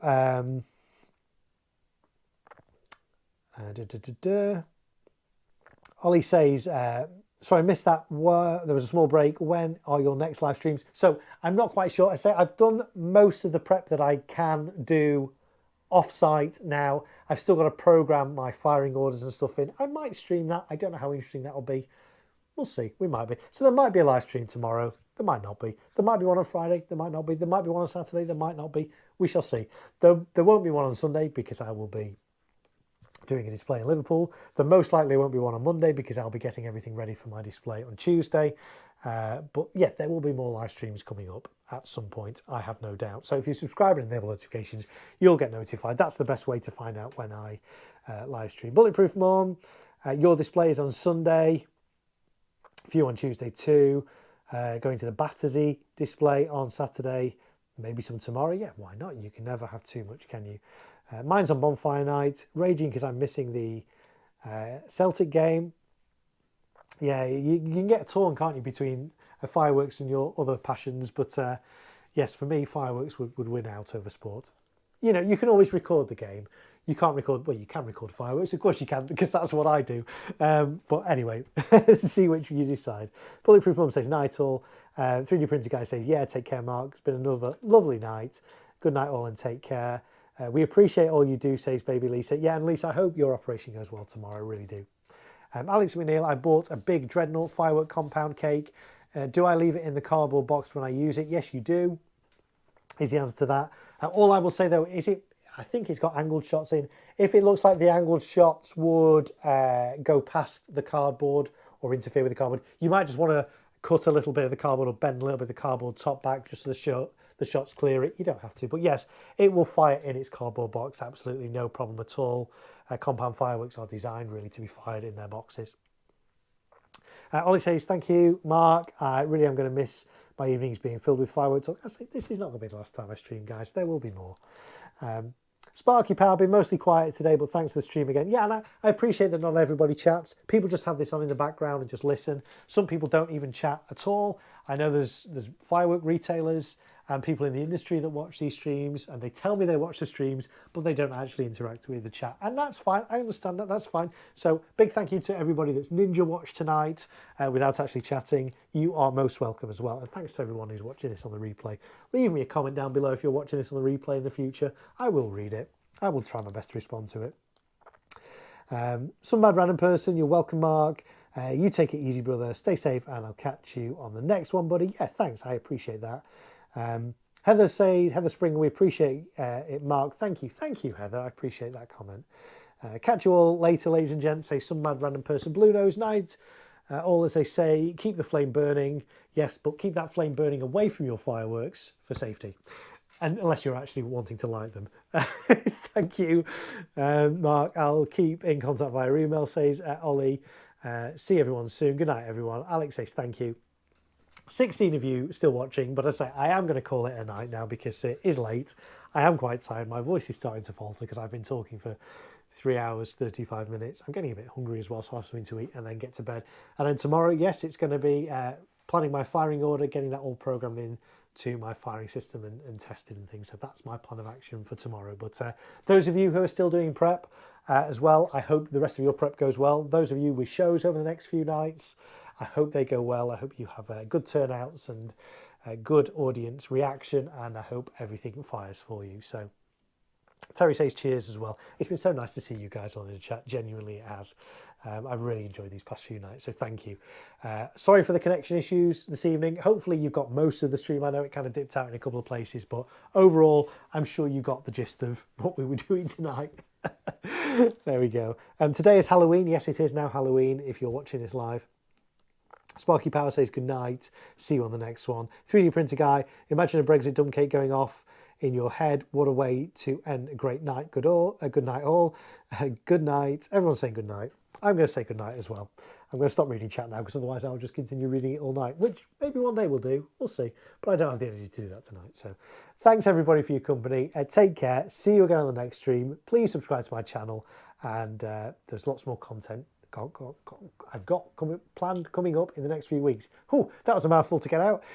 Never mind. Right. Okay, we're going to end. Bye, everyone. See you again soon. Take care. Bye.